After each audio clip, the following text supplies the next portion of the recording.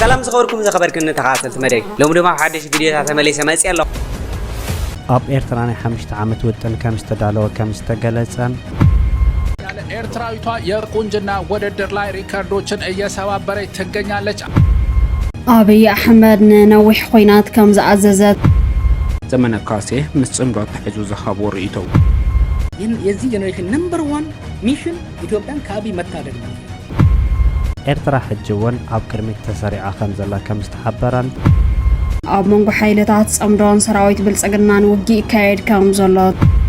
ሰራዊት ሓይልታት ሱዳን ናጽዋረ አሜሪካ ከም ዝማረኸ ይግለጽ።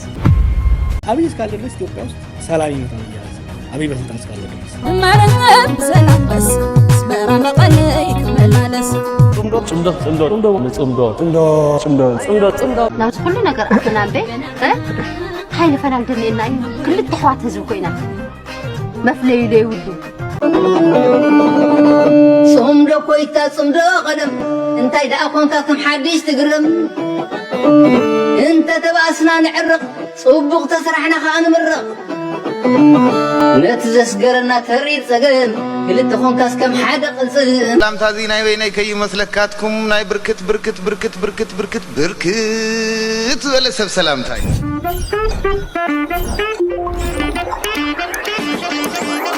زغازا حدش ندحر خوينكم سبسكرايب مغاركي ترسعنا سلام كان يوردل سلام أولي علم بعلمه سلام يوردل هاجرنا سلام انتخينا علم بعلمه نحنا نقسم من أسي يقسم عديتا نقسم أبوتا تقسم زقابير أملاق بعلمه محرة وردل نعنا زمسلو قند زغربنا نعنا تقاريهم حواتنا نحنا توم قند حواتنا نعنا زمسلو تقارون قند زغربنا نعنا تقاريهم أنا بناتي رديت مالتي مالبات قليهم تقاقي خاخبلوني بقالة تحساس باين نراخب النقوم بجغرافونا قم بوزعنا نراخب ببالي بلمدي حجي مسالة أنا قوالي ندحرنا نحري ولا يمن تاريخاوي جيلن نيمن ندحر أمرعي قوالي ندحر حبشا خوينا أغلى سباب تحصنا كل زيت فولتو تسرى راحات الزرا أنا قوالي تمرعي ندحر نعدقرات كيداقن درجة بس مرة ولا سبعة دقرات على اللوجر كل وقت ملحسي كاير جنبر درجة حدا اللي عليه لا أي نعاي كل حدا اللي عليه لما خلاص هيتفق كاني اللي عليه رغم خوينو لما سي جاء أرجس الزوباب اللي خبرتها باللي متانتي كذا قال أرجت رئيس عرته بكاس كل رسا حجي خوم يخاطر غير نبدون يخاطر غير كم زدوم تبلع قال ما قال ترى حجي دمس كده أنا يدلي عن متانتي تدلي لما بس عرفنا ننبر كم بعلى تجراي كم بعلى إيرترا تمساسة لبعل لنا زوم يمن كا أتعرف سلا زخنا عدنا قال مثلا بزح نسبة ينورينا مويا 3 عام تمهرس ينورينا ولا دقائق تخور يلقى وينك الوانا يتعرف شو ولا هو هم خون ويدما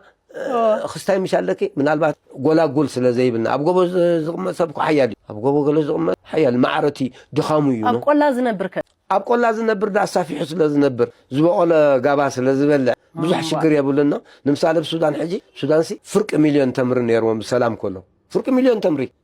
تمري وانا بقولون مني وانو بركز الله سلاز بلع بركب أب أنا قل أو حبل يا خو هرمو ولا بيمن حجي بركب بز حساب الله وحدنا ما يالله حجسي ولا راديو عرف الله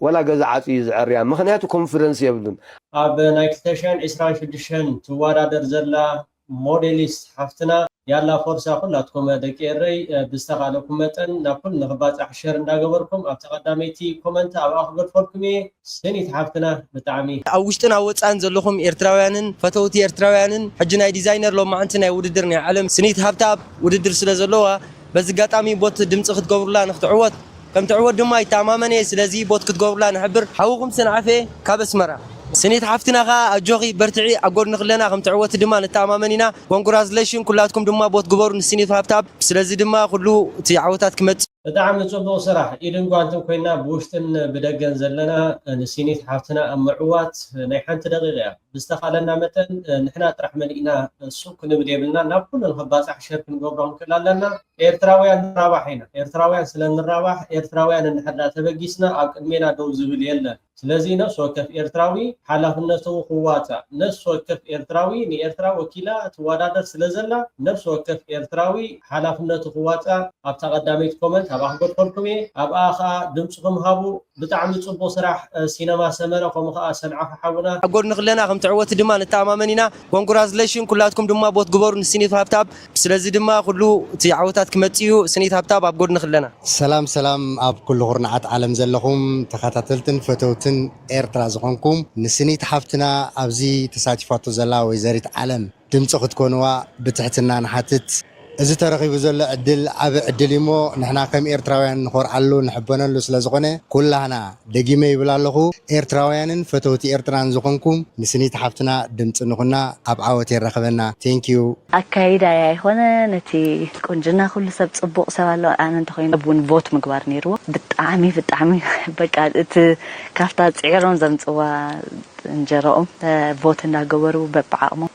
كم يشتغل سبوزح تايلاند or something نيرا خالقيت مسايز واتسات أفتي voting وبتعمل قريمو إستران يشتي هاجريا وحد GDP لوا كافي خمي خندزي انتايس بحالي قبرو لو يلوم أب جوجل مقبار أب ريسيرش مقبار إسترا منيا كافي يوم نتيهم سواتن انتاي كنت قبرو لو so usually حد كزيخت ورادر كلها I don't know فيفا حجي لو مي زنور عامة تاريخهما كيب فردي تصبق outstanding زخونة performance لازقبرو كيب فردي أب تفلت نتا أب عالم حجي it's different بخو عصو عينة أيدي كنا ولا بتوريزم سبق خيد دالي خريقو دالي why is كم discover زي قبرنا عدي يبل مالتي so نزي كماني كم في فايل كحسب وزود الدركون جناون اتسبنا تهاجر كفالة أمو خاو تبجيسو خاص انت عينة impression تقدف نتي audience مالتي research كيرهم زعب عاد دخلتو مدلا يوم خونا ناي تقريني أدرفو اللي عمون سعسعوني رم ناي كالك culture كله تغلال لناتنا ناي بهالنا أفلت أزيبلهم that was very wonderful كوين سمعني سويت سيد كابتا قدامي اتخاذ هالإيس وددر ولا كوفتي زعبي ستيج أفتعب وددر تازي تعوتنا كم مجمرة جزي استساتفت هاجر بتزلنا limited resources top 10 ناي silver award تعوت تخينا for the project بتي حدا وجن بت حدا وجن كأنه تهاجر كأهم زبالكها it's sub curious كوينو كفلت بزعب أمد لايو زين تنكل تعاوتات كوينا نسمعني جن إذا ميس ويل تبهال و I think مس personality more match تقبر كوينا تسمعتني إندا جنا السائق أتا مجمرة وددر كونجناز نبرة عالم ملو ميس يونيفرس خير كله نيرو ويو بيكيني كم ميس أفريقيا نبرنجن كم ز مسلم زجورو محمد بوركيني زبال السيئة تخدينا تولا ديره محمد زي جبر كوينا وي مسلم كوينا زي كونه اتي بحالنا هاجرنا عقب at the same time كا اب ستيج تاريخنا وي شمي تذكر كانسي اتا خمس تخدينا زنبرت وي كم زقطع زي كونس بتزغوركم بتزقربكم بروجكت كذكري زدل سو بوركيني تخدينا توداديره مالتي زي اجن يبلا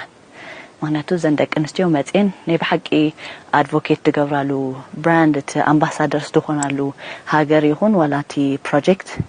اوينا فوكس كنغبر ندلي بلو سو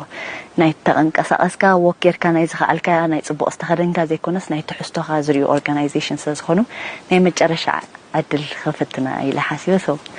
again ناي موداتا غزي ازي اتوداديره زعدل نخالوت ايرتراويان كلي دساتفال منغدي ኤክስፕሎር كنغبر መደባለ ያለ ኤርትራዊቷ የቁንጅና ውድድር ላይ ሪካርዶችን እየሰባበረች ትገኛለች። ሚስ ዩኒቨርስ በመባል የሚታወቀው የዓለም የቁንጅና ውድድር በቪየትናም እየተካሄደ ይገኛል። ኤርትራዊቷ ስኒት ሀብታብ የተባለችው የተወዳደረች ነው። ለመጀመሪያ ጊዜ ነው እንግዲህ ኤርትራ እዚህ ሚስ ዩኒቨርስ የሚለው ውድድር ላይ የተወዳደረች የምትገኘው እና አነጋጋሪ ሆኖ ታዲያ ከፍተኛ የህዝብ ድምጽ ካሁኑኑ እየሰበሰቡ ይገኛሉ። በዚህም ኤርትራዊቷ እስካሁን በዓለም በአንደኛ ላይ ያስቀመጣትን 150,000 ድምጽ በላይ በአንድ ቀን ውስጥ በማግኘት ነው እንግዲህ ሪካርዱን ያዘችው። ስኒትስ ያዘችው ዓላማ ምንድነው? ያው ሀገሯን ኤርትራን ከማስተዋወቅ ባሻገር World Eritrea 2026 Muslims, Christians and our 9 ethnic groups live side by side embracing one another's cultures and religion. ያደኩት በኤርትራ አስመራ ነው። ሀገራችን በሙስሊምና ክርስቲያኖች በፍቅር የሚኖሩባት 9 ብሔር ብሔረሰቦች ተከባብረው ያሉባት የፍቅር ተምሳሌት ነች። ይሄንን እኛ ያገኘነውን የኖርንበት ያለነው ፍቅር ለሌሎች ማሳየትም ነው ዓላማዊ አይነት ነገር ነው የምትለው። My sister Milka was born with Down syndrome, and with her came a question that would change the course of our lives. ሰኔት እንደምትናገረው የታናሽ እህታችን መወለድም የቤተሰባችንን አቅጣጫ ሙሉ በሙሉ ቀየረው ትላለች። ይህም እህታቸው ዳውን ሲንድሮም ያለባት ሆና መወለዷ ነው። በነገራችን ላይ ዳውን ሲንድሮም ማለት ያው መናገርና መማር ትንሽ ዘይቶ ሊጀምር ይችላል። የጡንቻ ጥንካሬ ዝቅተኛ ሊሆን ይችላል። አንዳንዶች የልብ የመስማት ወይም የአይን ችግሮች ሊኖርባቸው ይችላል። ስለዚህ እህታቸው በእንደዚህ አይነት የጤና ሁኔታ ውስጥ ነው የተወለደችው። ቤተሰባችን በሙሉ ተቀየረ ትላለች። እናቴም በካንሰር ምክንያት ህይወቷን አጣች። በዚህ ላይ ቤተሰባችን ጫና ነበረበት። ነገር ግን በዛ ሁኔታ ውስጥም ሆነን ዳውን ሲንድሮም ያለባት እህቴ እንዴት አድርጋ መማር እንደምትችል ለሷ መንገድ ለመቀየስ ጥረት ስናደርግ ነበረ። ያ ትግል ነው እኔንም ለዚህ ያበቃኝ። ይሄም ደግሞ ለዓለም ማሳየትና መናገር እፈልጋለሁ ነው የምትለው። በእውነቱ ትልቅ ዓላማ ነው። እነዚህ كنقرقر ገንዘብ ክን አውጪኽን ምጻ ወላ ገዛኽን ሸጥክን ምጻ who cares ንነፍስኽን ክትመረጽ ኢልክን ክትመጻ ዘለኽን ንነፍስኽን ናትክን ሞዴል እንድሕር ባህግናትክን ናይ ሞዴል ድሕር ኣለክ ወዲ ኸፈልክ ኸፊልክ ክትስመይሊ ንሕና ይኮናን ክነዋጻልክ ንሕና ይኮናን ክንበክሰልዲ ናትኪ ድሌትን ናትኪ ሆብን እንድሕር ኮይኑ ትታሽምዎ ክስውእሉ ለክ መዓረይ መንዳ ክስውእልኪ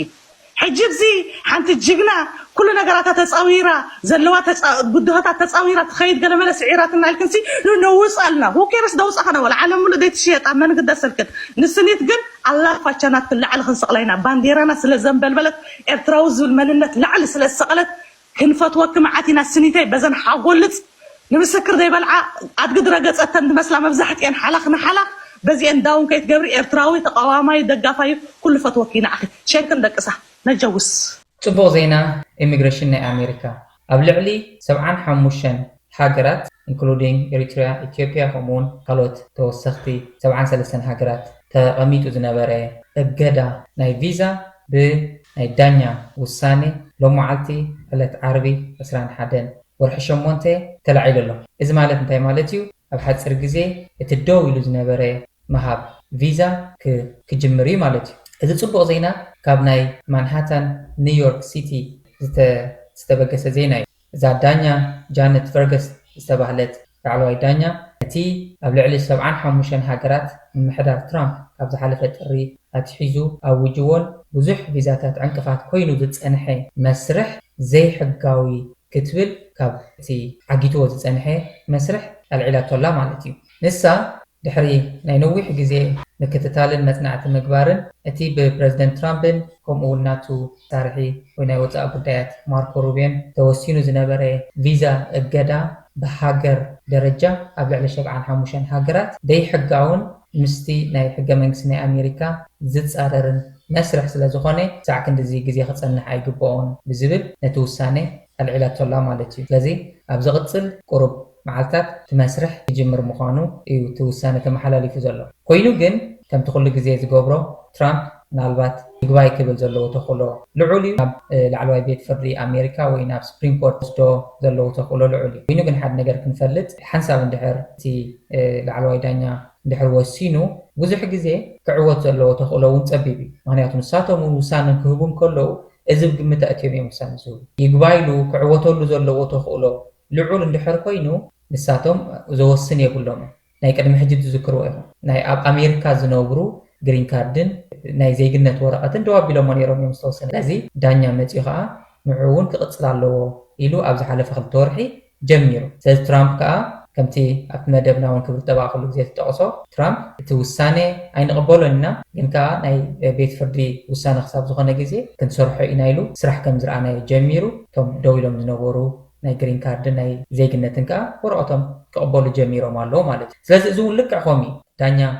ጃነት ፈርጋስ ነዚ ውሳነ ክተመሓላልፍ ከላ ምምሕዳር ትራምፕ ዝዕወተሉ ዕድላትን ኣጋጣሚታትን እንድሕር ሃልዩ ይግባይሉ ናብ ላዕለዋይ ቤት ፍርዲ ናይ ኣሜሪካ ወይ ናብ ስፕሪም ኮርት ወሲዱ ቻሌንጅ ክገብራ ከም ዝኽእል ኣብ ግምታት ኣእትያ ንዑ እውን ኣፅኒዓ ተዳልያ ዝገበርዎ ውሳነ እዩ። ይተረፍ ድሕዚ ኣብቲ ፀቢብ እዋን ፀረ ድሮን ኣብ ዘይብልና ፀረ ኣየር ኣብ ዘይብልና يخبر نيري تنزل له أكيد كامل أبشن دا معلتي كفتصم نزغل كله عتيقو تداليو زصبزل سراويت زصبزل منغست لنا ايت التراترو زي صرايرو صردرونو شعو عشان دا معلتي حيزات مصدرون تحليا تودق نوري نمتحليو صردرون انتحلي صراير كانتونوف ابندرتا مصياز تكوست زي توقع انتحليو صردرون زندرونات زوق عزنبرا زي توقع كتولو تخليو حانت سيمبل مغنيات كنغرب صردرونن درونن كمزلو أنا 100% الرجاجي تحزون 1,000,000% زدل أنت خوينون كنقرأكم ناي درون ناي صار درون عتكي ناي صراير عتكي زي أتوم حز يكون أنت عتقنا يوم حز جن بزيحهم يوم حد عرمي ككن ده كم زلوا مزرابوني كاليو መራሕቲ ብቕጥዑ ክመርሑ ይከኣሉን ብፖለቲካዊ ዘርጋን ምስሊ ትግራይ ዝተበላሸወሉ ኩነታት ንርከብ ክብል ላዕለዋይ ኣመራርሓ ሓይልታት ጸጥታ ትግራይ ተጋዳላይ ዮሃንስ ወልደ ጊዮርጊስ መዲድ ገሊጹ ኣብዚ ሕጂ ዘለና ደረጃ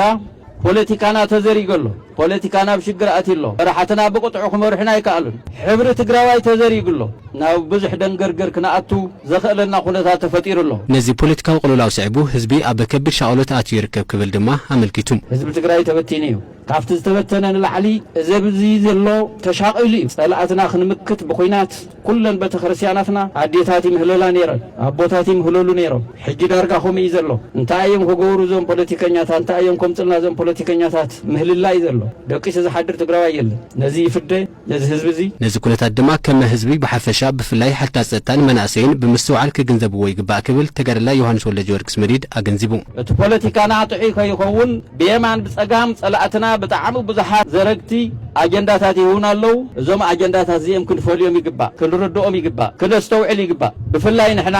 ናይ ትግራይ ናይ ጸጥታ ሓይልታት ብፍላይ መናእሰይ እቲ ዝርጋን እቲ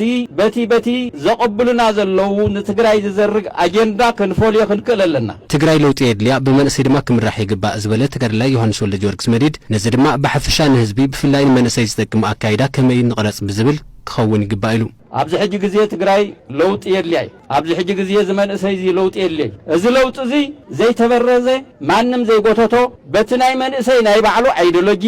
በቲ ናይ መንእሰይ ናይ ባዕሉ ምሕሰቢ በቲ ናይ ተመድረኽን ናይቲ ዚን ዝምጥን ፖለቲካዊ ትንታነ ክኸውን ክእል ኣሎ ኣብቲ ዝተዘረገ ፖለቲካ ኣትዩ ዝዝረግ ለውጢ ከተኣናግድ ይብል ኣብ ናይ ባዕሉ ዕድመ ዘድመ ሰብ ኣብ ናይ ቀጻሊ ትውልዲ ከድሚ ዕድመ ክንህወ የብልና ግዜ ክነማቻችወሉ የብልና እቲ መንእሰይ ባዕሉ እቲ ለውጢ ክመርሑ ዘሎ ለውጢ ማለት ዝነበረ ምርጋም ማለት ኣይኮነን ለውጢ ማለት ኣንጻር ዝነበረ ምግጣም ኣይኮነን ዝነበረ ከመይ ትጥቀመሉ ትዝውገድ ከመይ ተውግዶ ከመይ ሓድሽ ጽቡቕ ነገር ነቲ መድረኽ ዝምጥን ነቲ ህዝቢ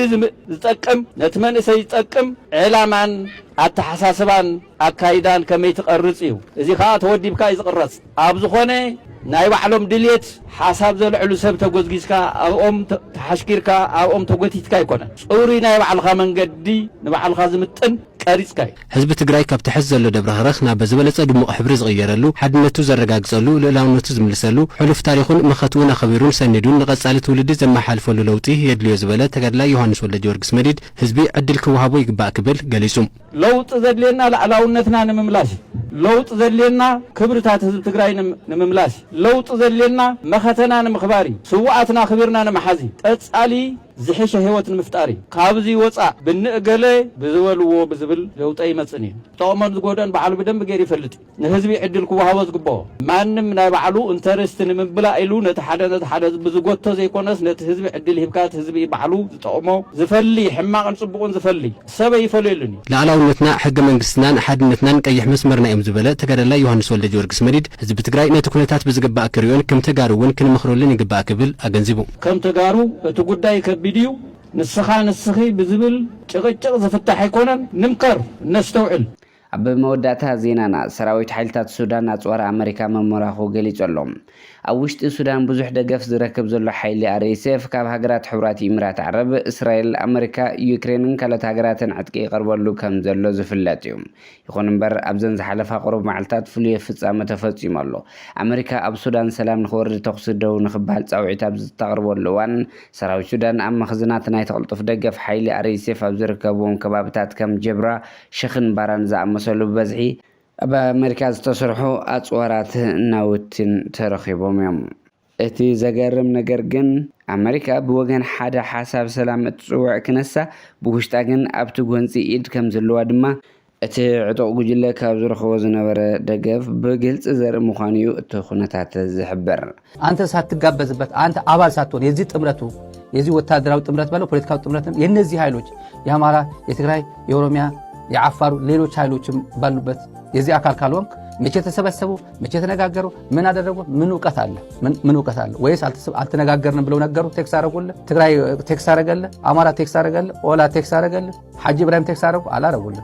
ልዩነትን ወደ ኋላ ማቆየት አለባቸው ብሎታል እሱ እንዳ አቆዩ አላቆዩ የምታውቀው ነገር አለ የለም አሁን በትግራይና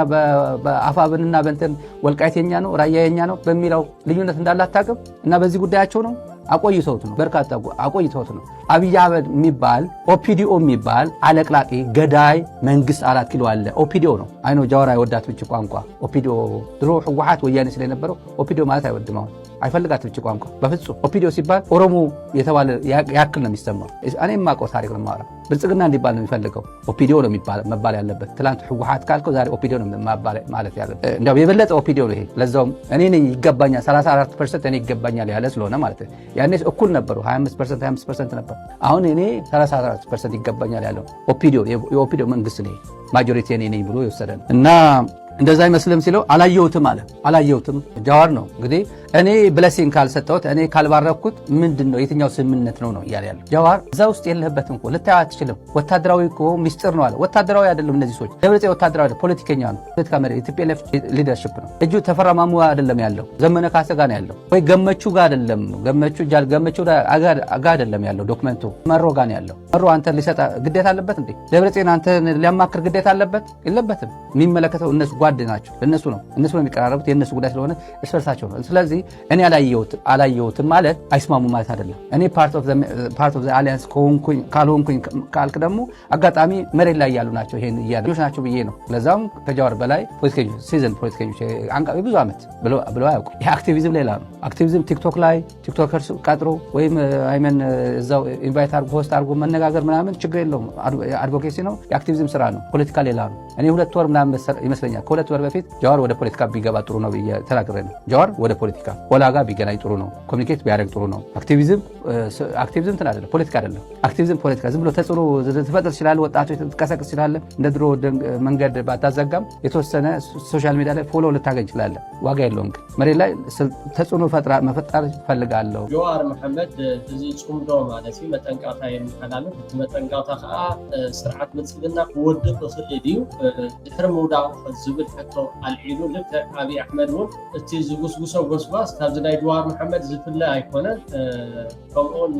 ንስምዓዮ ብጣዕሚ አገዳሲ ጉዳይ ስለዝኾነ አንድ ነገር ልጠይቅህ እዚህ ጋር አሁን በኢትዮጵያ ውስጥ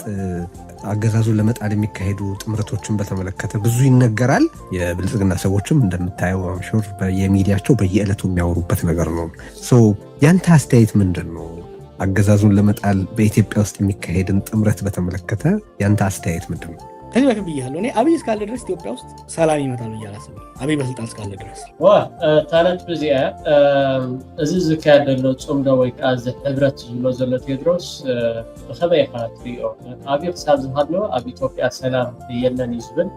ግን ንስማዕ እዩ ኢትዮጵያን እንደ አንድ ቤት ከወሰድን ዋናው በጥባጭ አብይ ስለሆነ ዋናው በጥባጭ ኮርማ አብይ ስለሆነ አብይ በስልጣን ላይ እስካለ ድረስ ሰላም ይመጣል ብዬ አላስብም ነገር ግን ያንን አብይን ለማጥፋት ብዬ ቤቱን ግን ማቃጠል አልፈልግም ዳስ ማይ ጋይዲንግ ፕሪንሲፕል ወደ ፖለቲካ ስመለስ ከአጭር ጡረታ ጊዜ ምንድነው ካንተ ጋር ስንወያይ የጠየቀኝ ለምን መጣ ስትለኝ የዚህ ጄኔሬሽን ነምበር 1 ሚሽን ኢትዮጵያን ከአብይ መታደግ ነው ኢትዮጵያን ከአብይ መታደግ ማለት በሁለት መልኩ እኮ ለምሳሌ ቤት ውስጥ አንበሳ ወይ የሆነ አውሬ ከገባ ቤት ውስጥ one way of dealing with it is to burn the house ወይ ደግሞ ቤቱን በታንክ መምታት ነው ቤቱን ግን አላተረፍኩም ቤቱ አውሬውን ትገለው ይሆናል ግን ቤቱን ማብረህ ታቃጥላለና የሎጂኩ ይገባኛል ጥምረትም የተለያየ አላያንስ የሚፈጥሩ ኃይሎች ይገባኛል ራሽናሉ ይገባኛል ለምሳሌ የትግራይና የኤርትራ ኃይሎች ለምን እንደሚስማሙ ለምን እንደተቀራረቡ it was necessity እሱ ነው ገፍቶ ያደረጋቸው ይሄንን በደንብ ረዳው ሊቀራረቡ ማይችሉ የፋኖና የወይሌ ኃይሎችም ኤርትራ ኣብ ቅድሚት ተሰሪዓ ከም ዘላ ተገሊጹ ኤርትራ ኣብቲ ብናይ ዩኤስአይ ዝወፀ ጸብጻብ ብሉጻት ሃገራት ኣብ ቅድም ምሽክለታ ኣብ ቅድሚት ተሰሪዓ ከም ዘላ ተገሊጹ ኤርትራ ነታ ኣብ ካልኣይ ደረጃ ትርከብ ደቡብ ኣፍሪካ ብናይ 3 ዕጽፍ ነጥቢ ቀዲማ ኣብ ቅድሚት ተሰሪዓ ከም ዘላ እቲ ጸብጻባ ነጺሩሎ ኣብ ኣፍሪካ 3 ሃገራት ጥራይ ኣብ ናይ ወርልድ ዝወዳደራ ምዃነን ዝጠቀስት መግለጺ ደቡብ ኣፍሪካ ኣልጄሪያን ኤርትራን ስዒበን ኣብቲ ዓለማዊ መድረኻት ከም ዘለዋ እውን ተሓቢሩ ካብ ሃገራት ኣፍሪቃ እተን 23 ሃገራት ነጥቢ ዘቁፀራ ምዃነን ክግለጽ እንከሎ እተን ዝተረፋ 31 ሃገራት ዝኾነ ነጥቢ ዘየመዝገባ ኣብ ናይ ዘቤታ ውድድር እውን ዝኾነ ተመክሮ ዘይብለን ምዃነን እቲ ኩነታት ኣሰካፊ ኮይኑ ከም ዘለዎን USAI ዘውፅኦ መግለጺ ይሕብር ኣብዚ ዓውዲ እዚ ኤርትራ ኣብ ናይ ኣፍሪቃ ውድድራትን ደረጃታትን ንነዊሕ ዓመታት ብዓብላል ነጥቢ ክትመርሕ ምጽንሓን ትመርሕ ከም ዘላውን እቲ ጸብጻብ ገሊጹ ኣብይ ኣሕመድ ኣብ ጉዳይ ትግራይ ምሽጥራዊ ኣኼባ ከም ዘካየደ ሸሊኹ ዝወጽእ ሓበሬታ ገሊጹ ኣላ ኣብቲ እሙናት ተወለድቲ ኦሮሞ ጥራሕ ዝተረኸበሉ ምሽጥራዊ ኣኼባ ኣብ ጉዳይ ትግራይን ኤርትራን ከም ዝመኸሩ ተፈሊጡ ኣላ ኣብይ ኣሕመድ ኣብ ልዕሊ ትግራይ ጦርነት ተጀሚሩ ከም ዘሎ ብምግላጽ ዝርዝር ትልምታት እውን ዝገለጸ እንትኸውን ኣብ ልዕሊ ትግራይ ተጀሚሩ ዘሎ ጦርነት ነዊሕ ግዜ ዝወስድ ጦርነት ክኸውን ተገይሩ ተልሚ ወፂሉ ከም ዘሎ ከም ዝገለጸሎምን እቲ ሸሊኹ ዝወጽእ ሓበሬታ ይገልጽ ኣብይ ኣሕመድ ኣብቲ ምሽጥራዊ ኣኼባ በዝሒ ሰራዊት ኣሰሊፍናን ሓይሊ ኣየርን ሓይሊ ድሮንን ኣሰሊፍናን ትግራይ ንምቁፅጻር ዝነበረ ትልሚ ሓደገኛ ምዃኑ ተገምጊሙ ኣላ ሰራዊትና ናይ ምውጋእ ሞራል ስለ ዘይብሎ ናብ ትግራይ እቶን ተተባሂሉ ቀዲሞ ብስነ ልቦና ስለ ዝሸነፈ ከፈርስ እዩ ካብ ዝተወሰኸ ድማ ሰራዊት ኤርትራን ሰራዊት ትግራይን እውን ሓይሊ ሰቦም ኣጠናኺሮም ስለ ዝርከቦም እቲ ትልሚ ዘየዋፅእ ምዃኑ ተገምጊሙ ኣላ ንዓና ዘዋፅአና ዝተናውሐ ኩናት እየ ክብል ኣብይ ኣሕመድ ከም ዝገለጸ ተሓቢሩ ኣላ ኣብይ ኣሕመድ ወሲኹ ብሓይሊ ኣየርን ሓይሊ ድሮንን ተጠቒምና ትግራይ ምድኻም ሰራዊትና ኣብ ዘለዎ ድፋዕ ሒዙ ክከላኸል ምግባረን ድሕሪኡ ትግራይ ምስተ ዘለዋ ናይ ቁጠባ ቆሶ ኩናት ብዝተናውሐ ቁፅሪ እቲ ህዝቢ ክዳኸም ብምግባር ሰራዊት ትግራይ ካብ ህዝቢ ዝነበሮ ድጋፍ ክቕንስን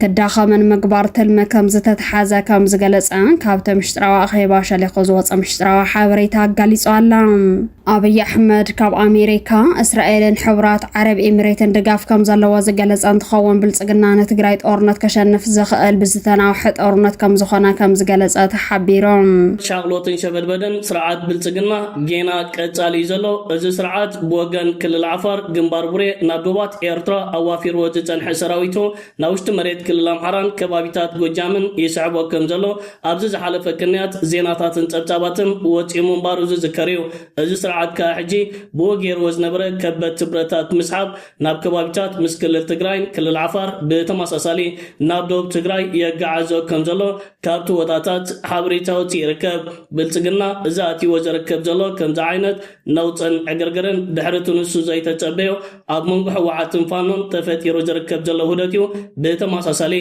أبدو تجراي أبلعل سرعات بلتقنا بزم كلت حيلتات دحر زيتا خيدمت كعتات بلتقنا اتزحاسبون زيتا تتبين وتهدراوي بدهوتات لعل عقمون لعل زيتا تتبين كم زخنة قمقامات دحر مقباريو كبتا أتواراتو نيرترا تتقع التنحة حجينا بكل الأمحران كل التجراين كمون مسكل العفر ناب زواسن مقعاز تتحيز وزركب نزح حلفة 3 عمتات بسبب بحرن أفرق بحرن إيرترا كوريز بلا سرعات بلتقنا حجي بقمتالو إيرترا مسحوحاتن فانون كالوت أبتاقر زركبو عطوات حيلتاتن كاب سلطاني كتاليني تنكس غسالا إيرترا ناوشت مريد كل التقراي زتفلالي عبيت عدكنا تواراتن ياتياب مبال زرنزح كنبعن كتار عنينا نكتاتلون نعزبون زلنا نشر قدات وطاناي تهاجر كيربربة نام محبرسب علم نيرترا نحوحاتن زملكات كستات بترجعامي يغرب والله الزجن نزل سرعات زخون يخون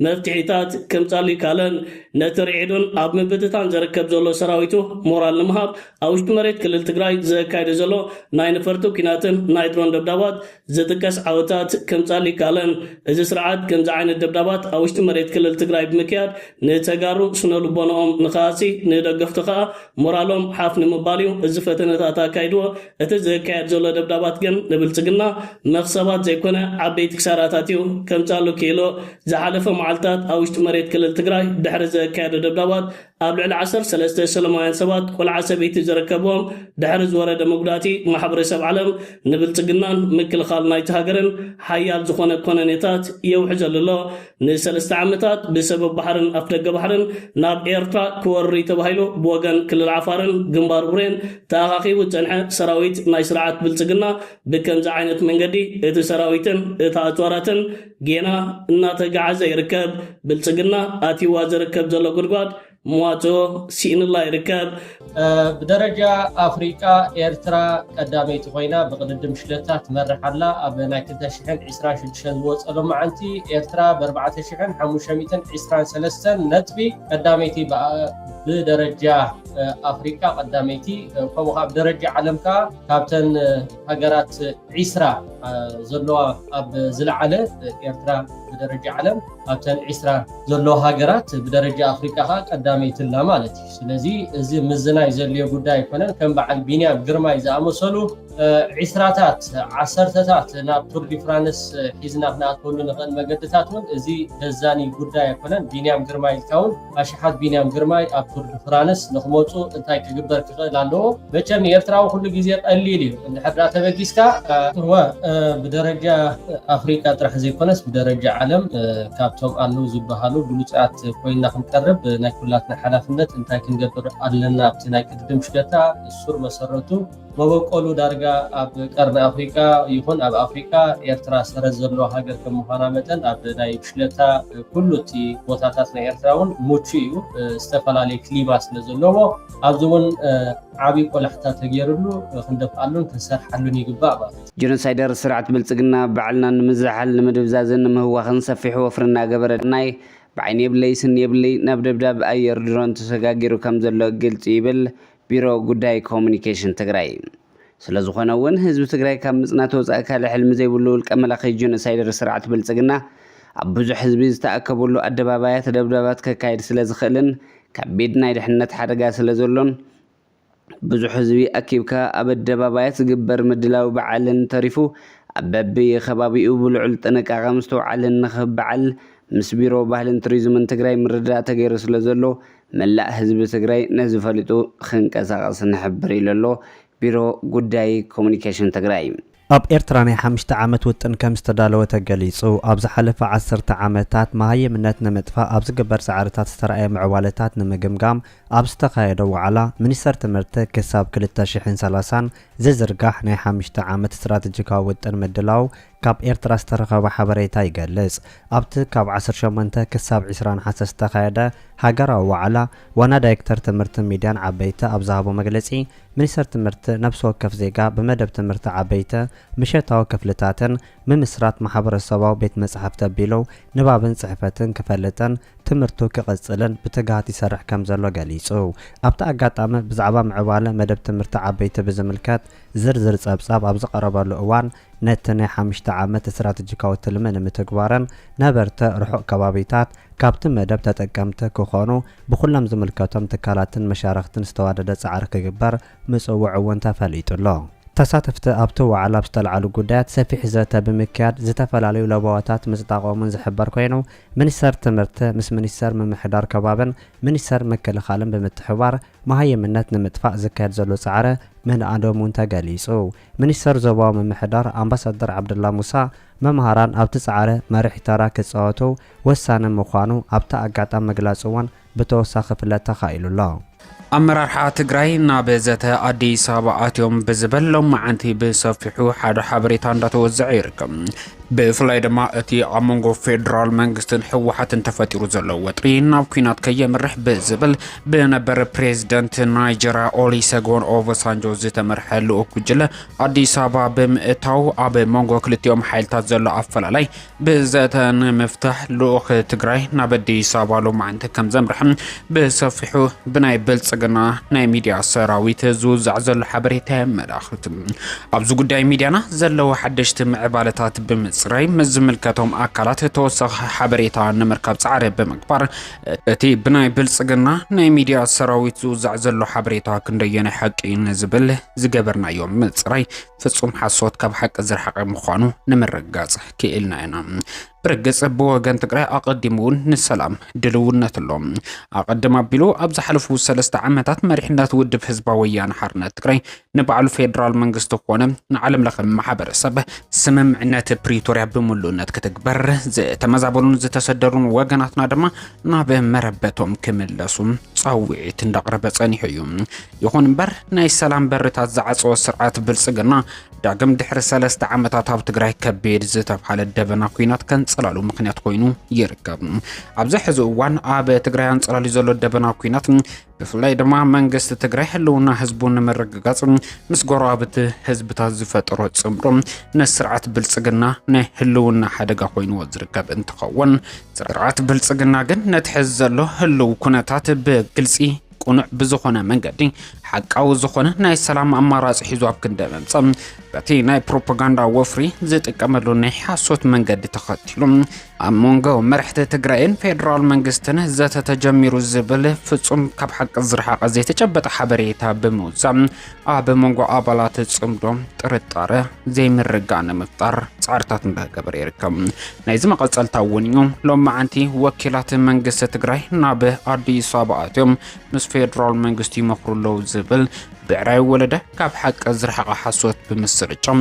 ነቶም ህልውናኦም ውሕስ ንምግባር ጽምዶ ዝፈጠሩ ሓይልታትን ንምክፍፋል ዝዓለመ ሓደገኛ ሓበሬታ ዘሰራጭው ዘሎም ይኹን እምበር እቲ ሓበሬታ ባይታ ዘየለ ካብ ሓቂ ዝረሓቐ ሓሶት ምዃኑ አረጋግጥና ለና ኣብ ኢትዮጵያ ምትኻባትን ርክባትን ሃገራዊ ዘተ ዝበሃል የካየድ ከም ዘሎ ኣብ ዝተፈላለዩ አጋጣሚታት ኣብ ዜናታት ክነቕርቦ ጸኒሕና ኢና እዚ ዝተኻየደ ከምዚ ዓይነት ርክባት ስውር ተንኮላት ናይ ዕሸል መራሒ ኢትዮጵያ አብይ አሕመድ ዝነበረ እዩ እዚ ዕሸል መራሒ ኣብቲ ሃገር ዓበይቲ ሕግታትን ለውጥታትን ብምምጻእ ነቲ ኣጋጢሞ ዝርከብ ዘሎ ፖለቲካ ውድቀት ንምሽፋን እዩ ነዚ ሃገራዊ ምትኻብ ከካይዶ ፈቲኖ እቲ ዝተገብረ ምትኻብ ካብ መርታ ዝፈሸለ ነይሩ እዚ ዕሸል መራሒ ናብቱ ጉባኤ ምስኣቶ ኣብ ዝነበሩ ተጋባቲ ነቲ ዕሸል መራሒ ረጊጾም ክወቱ ተራዮም ነይሮም ገለ ካብቲ እዚ ዕሸል መራሒ ሒዝዎ ዝመፀ ኣጀንዳን ናይ አዳነች ኣበበን ናይ ሽመልስ ኣብዲሳን እቲ ቀዳማይ ክልላት ኣብቲ ሃገር ፈሪሰን ብጂኦግራፊ ዞባታት ክምስረታ ዝብል እዩ እዚ ኸ ቀንዲ ዕላሙ ንክልል ትግራይን ክልል ኣምሓራን ኣፍሪስካን በቲንካን ካብ ሕወሓትን ካብ ፋኖን ዝመፆ ዘሎ ተጻቦታት ብኸምዚ ዓይነት ሲስተማቲክ መንገዲ ንምፍሻሎን ንምዕናውን ዝዓለመ ነይሩ ኣብዚ ዝተኻየደ ርክባት ግን እዚ ብልጽግና ዘቕረቦ ንድፈ ሓሳብ ወደቕ ኮይኑ ይርከብ ኣሎ ብዓብዩ እዞም ተኣኻኺቦም ዝቐነዩ ኣስታት 4,000 ሰባት ኣብ ሓደ ጉዳዮም ዕንክሊል ክብሉ ቀንዮም ንሱኻ ኣዲስ ኣበባ ናይ መንያ ዝብል ሕቶ እዩ ኣዲስ ኣበባ ናይ መንያ ዝብል ሕቶ ዳርጋ ን3 ሰሙናት ነዞም ሰባት ጸሚዲ ሒዝዎም ዝጸንሐ ጉዳዩ ኣብ ኢትዮጵያውን ዓብ ምፍታት ፈጢሩሎ ብፍሉይካ ኣብ መንጎ ተወለቲ ክልል ኦሮሞን ክልል ኣምሓራን ከምኡውን ክልል ሶማል እዚ ኸኣኒ ኢትዮጵያ ከድሕን ተባሂሉ ዝተገብረ ርክባት መመሊሱ ኣብቲ ሃገር ኣፈላላይ ፈጢሩ ይርከብ እዚ ዝተኻየደ ከምዚ ዓይነት ዘይዕውት ርክባት አብይ አሕመድ ንምድሓን ኣብ መደምደምታን መፈጸምታን ከም ዝበፅሐ ካብ ኢትዮጵያ ዜናታት ወፂኡ ይርከብ ኣሎ መራሕቲ ናይ ኬንያ ኣብ ጨምላቕ ድራማታት ኢትዮጵያ ክሳተፉ ካብ ዝጅምሩ ነዊሕ እዋናት ኣውጢሮም ኣለዉ ፕረዚደንት ኬንያ ነበር ኡሁሩ ኬንያታ ኣቐድማ ኣቢሉ ኣብ ምርጫ ናይቲ ሃገር ዝተዓዘበን ዝተሳተፈን እቲ ምርጫ ዕውትን ሰላማውን ዲሞክራሲያውን ነይሩ ክብል ድሕሪ ዝሃቡ ሓበሬታታት ካብ መራኸቢታት ዓለም እሞኻ ካብቶም ዓበይቲ ዝበሃሉ ሓያል ተቃውሞታት ኣጋጢሞ ዝነበረ ናብ ኣዲስ ኣበባ ብምቕናዕ ነዚ ክካየድ ዝቐነየ ከምዚ ዓይነት ርክባት ጽቡቕ ነይሩ ክብል ድራማታት ክሰርሕ ኣዲስ ኣበባ ኣቲና ኣቕኒዕን ይርከብ ኣሎ ካልኦት ኣብቲ ሃገር ዝርከቡ ኤምባሲታትን ናይ ካልኦት ሃገራት ወኪላትን ንዝቐረበሎም ጻውዒታት ብስርዓት ብልጽግና ውድቕ ገይሮሞን ነቲጎሞን ይርከብ ኣለዉ ኣብ ንምድሓን ዝተኻየደ ድራማታት ሕጂውን ክሰርሕ ይካለን أبو منبر كوميشن حبرة أفريقيا مثل علوي وكيل حبرة أفريقيا بريزيدنت نيجيريا نبر أوليسوغون أوباسانجو ترخيبهم أبو منبر كوميشن حبرة أفريقيا محمود علي يوسف تمالي عربي عسران حد النحاسة مس بريزيدنت فيدرالاويت ريبوبليك نيجيريا نبرن لعلوي وكيل حبرة أفريقيا أوليسوغون أوباسانجو ترخيبهم كم زتيو كوميشن حبرة أفريقيا فليت الله ቶም መራሕቲ ኣብ ኣፍሪካ ብፍላይ ኣብ ዝተፈላለዩ ዞባታት ዝረአ ዘሎ እዋናዊ ምዕባለታት ምስ ሰላምን ምርግጋእን እንተሃጉር ከምኡውን ምስ ሕብረት ዝተኣሳሰሩ ጉዳያት ተዲቦም ከም ዘተዩ እቲ ፀብጻብ የረድም ማሕሙድ ዓሊ ዩሱፍ ጎንፅታት ኣፍሪካ ብዘተን ሰላማዊ ኣገባብን ኣብ ምፍታሕ ንነዊሕ እዋን ፀንሐ ተሳትፎ ጻዕርን ኦባሳንጆን ኢዶም ኦባሳንጆ ቅድሚ ሕዚ ኣብ ኣፍሪካ ብዝተፈላለዩ መስርሕ ሰላምን ጻዕርታት ሽምግልናን ዓብዪ እጃም ከም ዝነበሮም ዝፍለጥ ይብሉ ገለ ተንተንቲ እዚ ሎሚ ዝተኻየደ ርክብ ኣብቲ ሃገሩ ዘሎ ጎንፅታት ብዘተ ንምፍታሕ ዓሊሙ ዝተንቀሳቀስሉ ጻዕርታት ዝሕግዝሉ ምዃኑ እውን ይገለጸሎም جوار محمد لعلي أبي حمد أبي قداي صمدو تقامون داس معيركم جوار محمد اتحزي تفتيرو زلو صمدو نورمو سلطان زسني زبل كبير سقات حدير وكم زركب تقالي صلوم بفلاي دما صمدو ويخعب قربات امرتنا بزبل سيام زتسقاقر ودعب نزمن كازي بريزيدنت غيرو مريس زبل سقات حدير وكم زلو زنقر لجوار محمد حيل تاتم حرانا بسلطان انتمسيم هلونا اورمو كقابص زبل سقات دحر محدارو أبي حمد كاب سلطان يورد بلصقنا جن أب سلطان يصنح زبل حدش صوات حزم قلقل يركم أبي كاب سلطان تورد غزو كقاصلي بولن كبلز ገለጸ جوار محمد بز مسرت أبي حمد كاب سلطان أم لا يصقم يبلين تسرعت جن أب سلطان يصنح زبل حدغኛ ملكتي كحلف ترايلهم بفلاي صمرو فتيرو مزلو حيل بستفلالي منقد شماشم كاب صلو صنح جوار محمد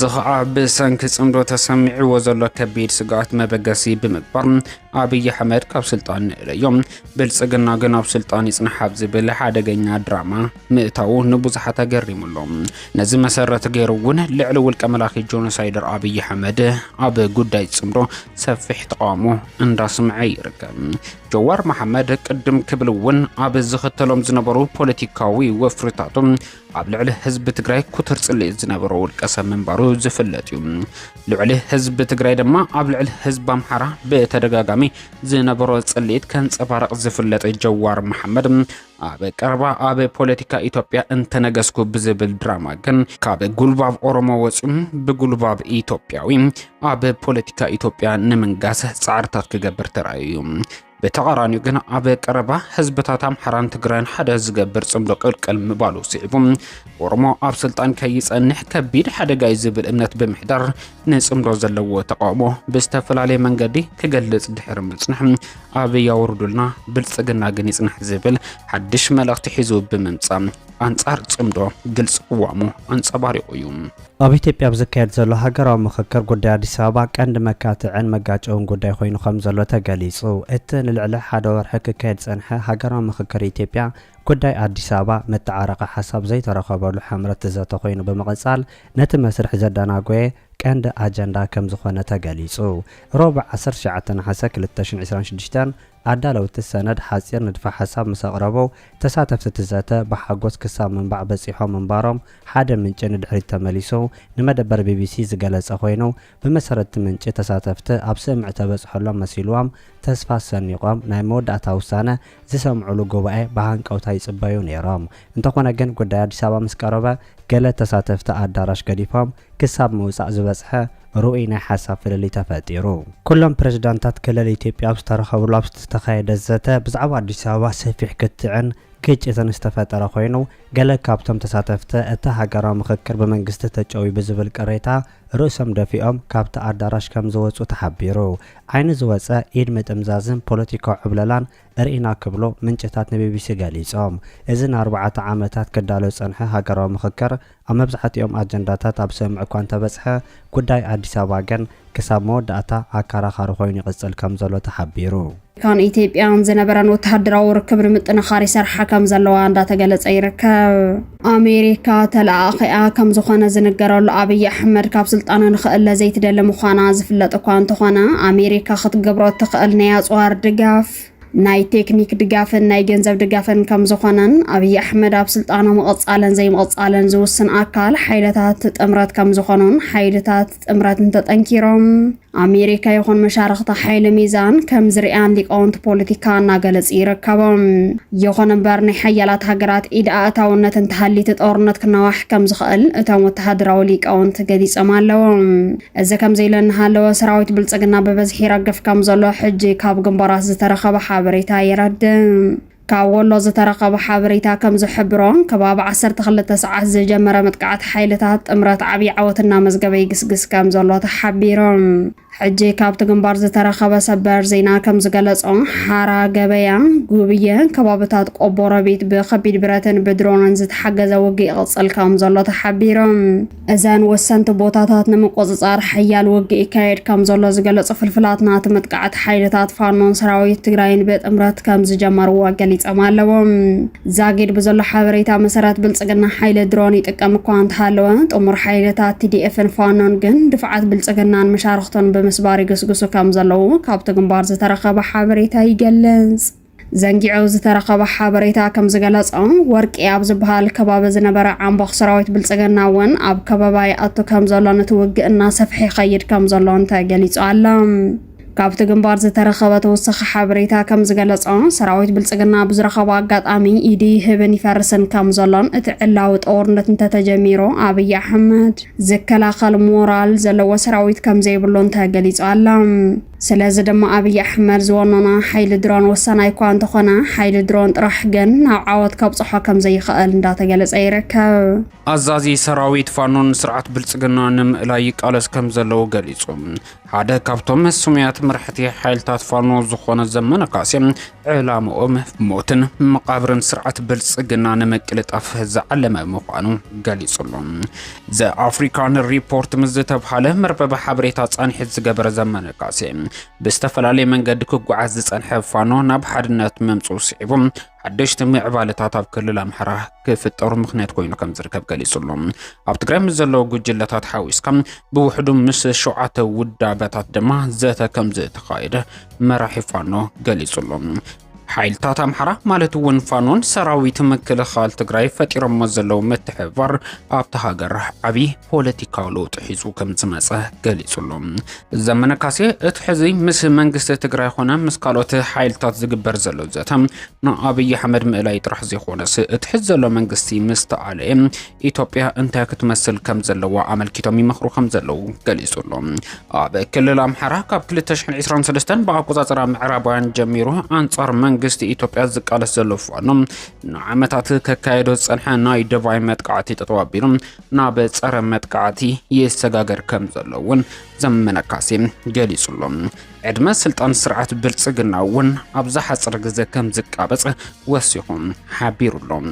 ብርግጽ እቲ ዘተ ኣብ ጫፍ በጽሒሎ ክብል ዝገልጽ ዘመነ ካሴ ጽምሮ ኣብ መወዳእታ ምዕራፉ ድማ ናብ ወሳኒ ዝተብሃለ ወተሃደራዊ ወፍሪ ክሰግር ክብል ኣረጋጊጹሎም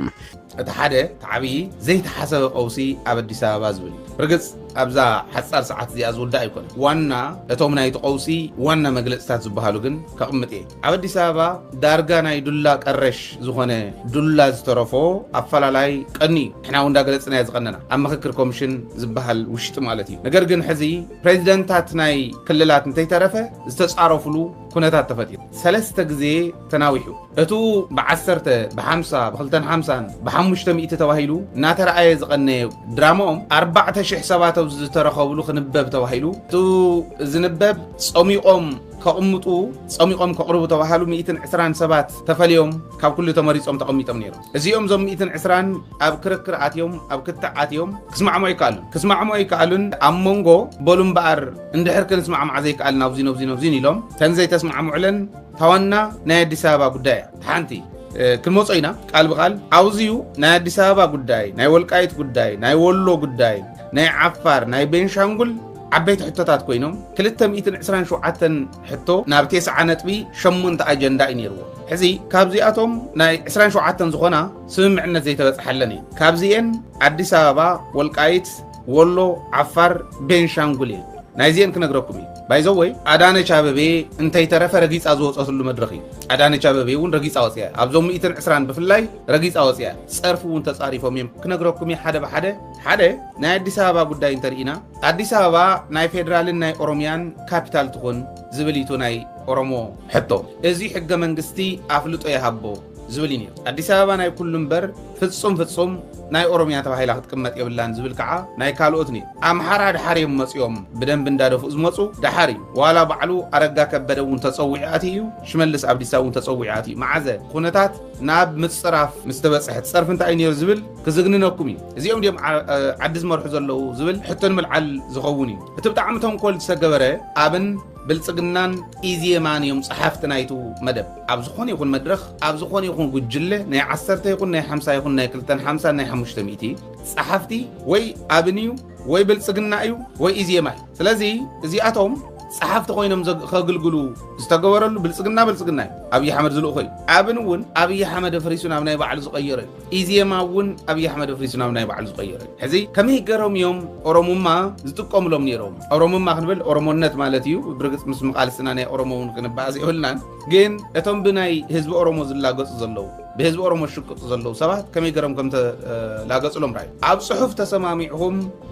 زحلفكم مو داقيمكم أجندة غيركم كتم صوّن من تاي إلهم يمال علمنا لذي تأكابا 14 تقلالا أهديد نخصل زوز حلو قداي دولا استرفو صرف زمتسون تقلالا بملو بيهر بيرسب زبهال نايم حرا قليل صوتنا موداتا ناسمعمون مصيهم أموداتا تقلالا زومناي بير سبات زبهالو العائلهم كله أهديد نخصل ليهم قرم كله إذا بتشبتين نقرأكم زلهو فلفلنا عاوز تساتفه بعلو نايم حرا تساتفيه نايم حرا توكالي ነገር ግን አምሓራ ሕዚ ቀደሙን ኮም ምስትግራይ ዕረቁና ኢልና ነርና ኢና ምስትግራይ ዕረቁና ኢልና ምስትግራይ ክንባአስኮ ዘይግባአና ኢና ተባይስና ናምባል በጽሕም አለው ሕዚ ብልጽግና አምሓራ ይዝብዘፍ ኮርስ ዕረቁ ደሞ ይዕረቁን ጽልኢ ተብ ትግራይ ፍላይነት መንሰይ ወለዶ እንዳሰርሕዎ እንዳምሃርዎ ዝመጹ ከይን እርም ሳይድ ሒዝና ስለጸናሕና ሰይልና ወሰን ሒዝና ስለጸናሕና ተጸጊዕና ስለጸናሕና መንግስትና ከይእርሞ መራሕትና ከይእርምዎ አውዚ ዘይሰርሑ ስለጸንሑ ኩምለሱ ደም በቀሊሉ ካሊ ዘረባ እዩ ነገር ግን ምስትግራይ ክንባአስ ዘይግባአና تبعيسنا قدمون السخم ده سويهم نامبال يم كيدهم سنون قال بقى كنقرب دحر اتربع تشح تقلالا كافتر 4 تشح كاب اورمو وصع زلو اوديد نخصل يم غيرهم بقدمت مال خزازم يتوهيلني بقدمت مالو انت محلاليفو لومي انت غوري ام كن ريمينا نايم حرا بريزيدنت مختل بريزيدنت ناي اورمو ون بريزيدنتن مختل بريزيدنتن زلو لو كوميتين بعري طايش يئتون الصوم نافتم 120 توهيل اتيوم ككراخر 120 اجندا مرقا افتو اجندا تيكونستو صما نايزو 4000 زته صومي قومنا بحده زنبب كقرب يمدل تغدايني افتو زنبب نمصماقيو تغداي እንደገና ፈንዲዩ دحر نايم حرا بريزيدنتن مختل بريزيدنتن حسب هيوم تأمر زخونه زبلكم ننوع الزبالعي أديس أبابان أوروميا كابيتال تكون دحر زبال فتصوم أيهوونن إلى العلم إذا مسولو أداني شاببي ولا خداني لبسين بيكدد راقوتين بوطا بوردم يفلقون نجر بيهون قلب قال زولته زارب زلهو أديس أبا يأوروميا مكمج عنات يميل هجا منجست يسطن مبتو نوصل ይሄንን እንቀማችሁ ሊጨመር ካልሆነ ሰቀን እንቀማችሁ ምትሉ ከሆነ የፈለገውን ቢሆን አልቀበልም ይላል ረጊጻው አዳነች አበቤ ማለት ወላ በፍልጠት ደረጃ ሁሉም ናይ ደናቆር እኩብ እንተሆኑ አዳነች ተአክል ከንቲባ ናይ አዲስ አበባ كنتي مانا أديس أبابا رئيس أزوات أصلو مدرخي نيري يزولكم زلو دحار زي أمس وصلت نايم حرا بريزيدانت ديخي مغتل ديخي تقلالا وياني نبر يا متاچونجي وياني نو هنن مياكل سلطان يسطاچونجي وياني نو እንደ ሰው የቆጠራችሁ እንጂ ንስኹም ደሰቢኹም ከምዚኦም ኢሎም ዱላ ቀረሽ ዝብለኩም ዘለኹ እዚ ሰብዲኹም ንስኹም ኢሎም ጳጳሳት መጽዮም ዓሪቆም እዚ ኣይኮነቱን ይበሉ ጳጳሳት ተጸዊዖም ጳጳሳት ሸኽዶ ግዛዕዶ ተኣኪቦም ዓሪቆም ባሉ ግደፉ ኣብዚ ወጽኢና ክንበታተን ግደፉ ዳ ኣይኾንን ተባሂሉ ጳጳሳት ተጸዊዖም ስለ መድሃኒ ዓለም ግደፉ ተባሂሎም እስላም እውን በእስልምና በናይ እስልምና ሃይማኖት መልክዕ ከተሕዙ መኪሮም ድሓር ታይሎም ቶም ኦሮሞ እቲ አጀንዳ ድላይኩም ክትቅይሩ ትኽእሉ ኢኹም ድሓር እውን ምስተዓረቁ እውን መስሓውታ أويدا بقدمت مالي إيو دحر عرقي بقدمت مال أتيا قدمي بقدمت مالي بقدمي إيو يزولكم زلهم أباسات زعرقوا بقدمت مالي دحر عرقم ساعتو ما يسمتوا أيسم دحر تايلهم حق منقستم قع تسعره إذن كلهم كتزاتوا يلد صنعهم أجندا كو صحيفنا يؤينا حزي تسمع معهم تفتوا وتسأل أب أجندا ستتحزة تزاتي اللي 14 حساب زبل أب قالوا قبا أي سلة تتحزة حق منقست تسعير الله حق منقستي بدلاينا خنقيرو إنا إيزو قال بقى زول ويز ولكم زلوا ازيولو دحار امحرا كما يقرم يمقيلمو ما يفلطنا بكلته تمقيلو تمناي اورمو كعصر يحمو مالت نابكلته تمقيلو نابنت دكتور عبد حسين زبحال مغتل بريزيدنت يو ناي امحرا اتمغتل بريزيدنت حازو كجلن ات بريزيدنت حازو كجلن كوينم تمقيلو عبد حسين مستم اورمو دقا صقم يلن نعناكو قال اتيلنا نيري ابي احمد يو تايول ابي احمد بعلو ራሱ መጥቶ የአማራ ብልጽግና ማዕከላዊ ኮሚቴ እንዳነጋገረው የአማራ ብልጽግና ካቢኔ እንዳነጋገረው አዲስ አበባ ኦሮሞ ስለዘይአምነለይ አዲስ አበባ ናይ ኦሮሞ ኢንተወሉ ተቀበልዎ ኢኹም ዚአንተ ገርኩም ወልቃይትን ራያን ከምልሰልኩም እየ ኢሉና ኮን የሪሉ ፈሐቢሉ ተመልከት ሕዝ ትግራዋይ ወዝረ ኦሮሚያ ንከስፋሕፈሕ አሞንጎ ትግራይን አምሓራን ከመይ ዝበለ ምቁሉላፍ ክገብር ክንደይና ይዝአክር ርሕቀት ከም ዝኸደራይ ቶም ዓያሹ እቶም ናይ አምሓራ መራሕቲ ንምንታይ ካፍቶም ኣብ ዲስከሽን ዝነበሩ ጠቕላላ ሶም ባዕሎምን ዝኣመኑሉ ወሎ ምስ ዓፋር ኮይኑ ሰሜን ኦሮሚያ ዝበሃል ክልል ክኸውን ኢሉ ክጸድቕ ከሎ ኦሮሚያ ሰሜንን ደቡብን ኮይና ክጸድቕ ከላ ክትቋቆም ከላ ጸኒሖም ሰሜንን ደቡብን ኢና ናብ ሓደ ንኹን ኢሎም ክሕወሱ ከም ዝኽእሉ ኣይርድኡን ድዮም ኣይ ዘስታውሶም ስኢኖም እዮም ከይትብሉ ከዓ ኣብቲ ዘተ እንታይ ነይሩ ክልላት ክግንጸላ ይኽእላን ክሕወሳ ግን ይኽእላ እየን ዝብል ኣብቲ ዘተሉ ኣብቶም 9 ነጥብታት ተባሃሉ እቲ ሓንቲ ክልላት መገንጠል ኢሎም ዝናይ ዓንቀጽ 39 ክስሩ ዝኸለው ዓንቀጽ 39 ይሰረዝ ምግንጻል ዝበሃል ኣብ ኢትዮጵያ የሉን ምሕዋስ ግን ይከኣል ንኣብነት ቤንሻንጉልን ኦሮሞ ኢሎም ይመቕረቡ ደናቁር ኮይኖም ቶም ናይ አምሓራ ተወከልተው እምበር ሰሜን ኦሮሚያ ኢሎም ከቋቁሙ ከለው ምሕዋስ ስለዝከኣል ሰሜንን ደቡብን ንሓውሰን ኮ ያጽዋሕን ከመይ ዝበለ ድንቁርና ከም ዘለዎም ራዩ ኤኒዌይ ጎታቲቶም ናብኡ ኣብፂሖሞም ቃል ብቃል ግን ዶክተር ዓብዱ ሁሴን ዝበሃል ተዛረቦ ሰቡን የዛረብ ዘለኹ ኣብኡ ዝነበሩ ኦሮሞ ብፍላይ ሶማሌ ናይ አምሓራ ከዓ ድሕሪ ኢሎም ምስ ተጋሩ ኮ ክንባእ ዘይግባአና ኢና ተባኢትና ክንዕርቕ ዝግባአና ሕዚ እዩ ኢሎም ውፅኦም ጽቡቕ እዩ ኣብኡ ዝነበሩ ካብቶም 120 ክትሓቱ ትኽእሉ ኢኹም ቃል ብቃል ዶክተር ዓብዱ ሁሴን ወልቃይትን ራያን ናባኹም ናብ አምሓራ ከካሉለ እየ እዚኣ ዝገብር ግን ኣብ አዲስ አበባ ኦሮሞ ስለዘይኣምነለይ ስለ ናይ አዲስ አበባ ጉዳይ ግደፍዎ ኢሉ ሕዘኑለ ኢሉና እንዲዩ ኢሉ ዓብዱ ሁሴን ይዘቕርብ ዘሎ ክሳብ 9 ሰዓት ናይ ቀትሪ እኽሊ እንተይጣዓሙ ከይወፁ ካብታ ዛቶ ኢላ ሕምስምስ ምስኮነ ዱላ ቀረሽ ምስኮነ እስካብ 9 ሰዓት ንጎዮም ከይዶም 12 ሰዓትን ፈረቓን እዮም ማለት ሓደን ፈረቓን እተው እዮም ተባሂሎም ሓደን ፈረቓን ጠቕላላ እቶ ኣኼባ ተጀመረሉ 9 ፈረቓን እዮም ወፅዮም እስካብ 9 ሰዓት ከይወፁ ተባሂሉ ጠቕላላ ተኸልኪሉ እዩ ስለተዋእሱ ሰብ ከይሰምዕ ተባሂሉ ናይ ኦሮሞን ናይ አምሓራን ፕሬዚደንታት እውን ተረኸብሉ ምፅርራፍ ይኾዩ ተወልደ እምብብ የሚባል ነበር እምብብ አይ ቲንክ የቅጥል ስሙ ነው እምብብ ይሉታል ምን እንደሆነ ፈጣሪ ወቀው ተወልደ እምብብ የቅጽል መጠሪያ እንደሆነ ነው የሚነገረው ተወልደ እምብብ ኮሎኔል ነው የትግራይ ተወላጅ ነው ለረጅም ጊዜ በመከላከያ ውስጥ የመከላከያ መረጃ ኃላፊ ሆኖ ሰርቷል በመከላከያ ብቻ በደንብ ፌመስ የታወቀበትና አጨብጭበው ሁሉም የሚመሰክሩለት ጎበዝ ሰላይ ጎበዝ የደህንነት ሰራተኛ ነው ይላል በመከላከያ ደህንነት ውስጥ የሚሰራ ነው ለሳሞራ በጣም የቅርብ እጅና ጓንት የሆነ የሳሞራ ሰው ነው ተወልደ እምብብ እነዚህ ከአሜሪካ የመጡት የመከላከያ መረጃ ሆኖ ከአሜሪካ የመጡት ሰዎች ጋር ሲነጋገር ባጫ የቢዝነስ ሰው ሆና ከተወልደ እምብብ ጋር ቢዝነስ ይሰሩ ነበር ስለዚህ እንጦጦ ላይ አንድ በጣም ግዙፍ ዲሽ ከሳተላይት ቀጥታ ኮሙኒኬት የሚያደርግ ዲሽ እንዲተከል አድርገዋል ከዛ አዲስ አበባ ላይም ይሄ ከቴሌ ቁጥጥርና ዕውቅና ውጪ ነው ተወልደ እምብብ ባይዘው እስከ ቅርብ ጊዜ የህወሓት የመከላከያ መረጃም ነበር የህወሓት የመከላከያ መረጃ ሆኖም እንደገና በደብል ኤጀንት ደግሞ ለአብይ አህመድ ይሰራ ነበር እጁ ነው የተቆረጠው አሁን አብይ አህመድ መቀሌ ላይ ያለውን አንድ እጅ ቀንጥበውለታል ተወልደ እምብብ ወደ እስር ቤት ባይገባም ምንም አይነት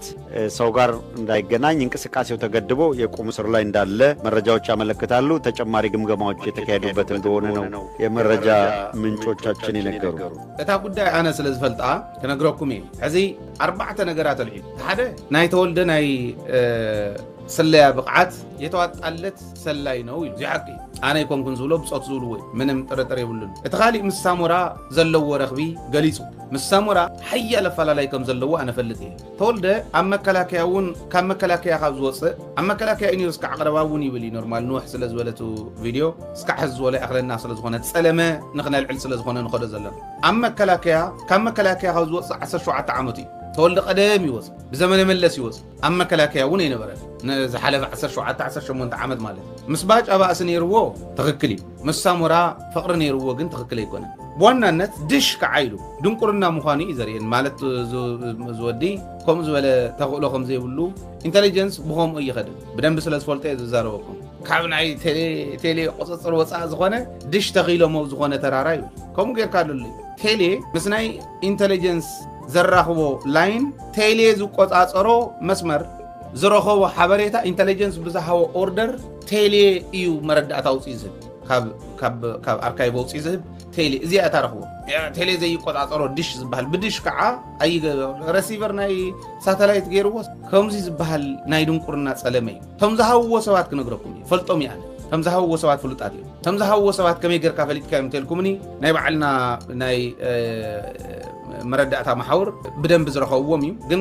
ብደንብ ከዓ ክትፈልጥዎም ካሊእ ቪድዮ እውን እንግደኩም እዩ ዳብል ኤጀንት ኮይኑ ይሰርሕ ነይሩ ውትብል እያ እዚኣ ኣፍታ ገምጋም ተላዒላ ተወልደ ካብ ስልጣኑ ክለዓል ከሎ 4-5 ገምጋማት ነይሩን እዚአን የጻር ተዋሂሉ ኮሚቴ ተቋቋመል ተሓንቲ መራሕትኻ ቀቲልካ እያ ትብል ህዝቢ ትግራይ ከምዚ ክሰምዕ ይደልን ኣይፈልጥን ተንገምጋም 5 ክነግረኩም እዩ ድሓን እዚኣ ምርኣይዋ ነተቐሚጦም نادي سوا نسرحو نادي سوا سوي يأمن نيركم لهم زارو تلا أي يأمن ولا لما أنتي صارت صمدو مخان حزي صمدو يواز إن تقرأي صمدو بسرعة يخونن يلو أما قال لا تخفف سيزار أما قال تأميتو مس بتسقنا يتسامد مس هم حلا يتسامد مس إرتلا يتسامد مس أولا يتسامد زلكا مس أبي خمزولو ناتفلت أما قال قعننا نالج نب قعننا نالينا بقلت إن زارو لنا كويس سلا بزح جزء زارو نالو نجمع نبصقنا يسرح له ناي بيرسونال سلي مسلون يرسل ناي بيرسونال سلي تاي رحوه أبي فطر مرداتها قلنا أنا مردات علنا نتشم بميديا هو تبعي خلنا هذا عميت أم وزلوا هو ستوالي كون مدة أسم زنجعهم يو ترديهم زنجعهم مردات عليهم ما جمرنا نقرنا مردات علنا إنه مردات يقولون ستالين تذهبوا تصيق عزلوا أنا أكلكم ليدا لأن كنا نقرأكم من خلي عبي جنرالي زمر حمز الله بعدين كلام يلو شمو بحدا جكنا تقال لا يشمس سوى عزلوا ولو قبرك زيابيريز بالي مثلاً وانا ليبا قد أفي ناي مريت ليبا ايو تقول دايون بدهم بخنقرأكم يوزيو طعمي كنزارة ولا زل الناس اللي زغنا نستقرأ فولت زلوا أنا تولد بمعدز فولت صبي كم كله هذه زول وازلو زي ناي كلتي مرداتها فلفلجن ولدو قبرك زيابير نولدو قبرك زيابير هلونو نغير تحس كي خصاص وانا دقفتو ودن بيتي كاليتون الله دعان جن ودن بيتي تتالي لمبر كحمق دليل مثلا نادو كافتو من نفتوهم عبيت جنرالاتنا هدي نودن بيتي تودي مكينا غاتو سندر ودن بيتي كما يدحندو قليلو ندعتو سبك شو ودو ممكن دوز أكل تخيد دون قرأي تودي من تاي داي موت حيز وحزي أما قال خوينو يبل ستالين أما قال خوينو نصمدو نتقرأي تكمن قلنا ولا الزاربي سلطان كوي يقولون حزي كزارب كعمسل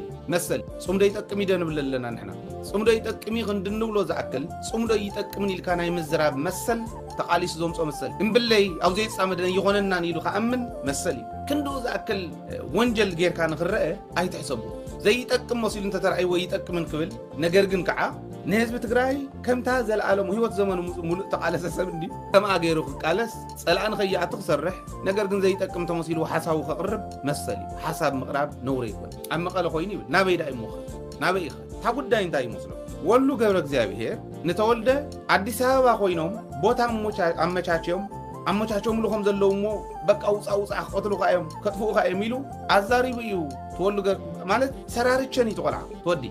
مالت كمزي نجارات قطاطيمو عدي خند الله أنت تدحدحت زي قدسو مريت راح يركب كونزول ودي ناتو قبرك نقرأكم كمزي زبالق نبريو تزخرز نمن تايدا أمنا يتولد سلام حزم مسيح تولد كوريدي كاسلطان وريد أمالو أبغزالو نمن تاينا يتولد سلام حزم مسيح ريقهم تقارون النوعلنا خن الناقر ننوعلنا خن بالع زقبرنا زلو بدل سلز بدلت حدا أيقونة أجندة صلاة تشكيمهم نايس أداء مسارح قوينهم اكلا انت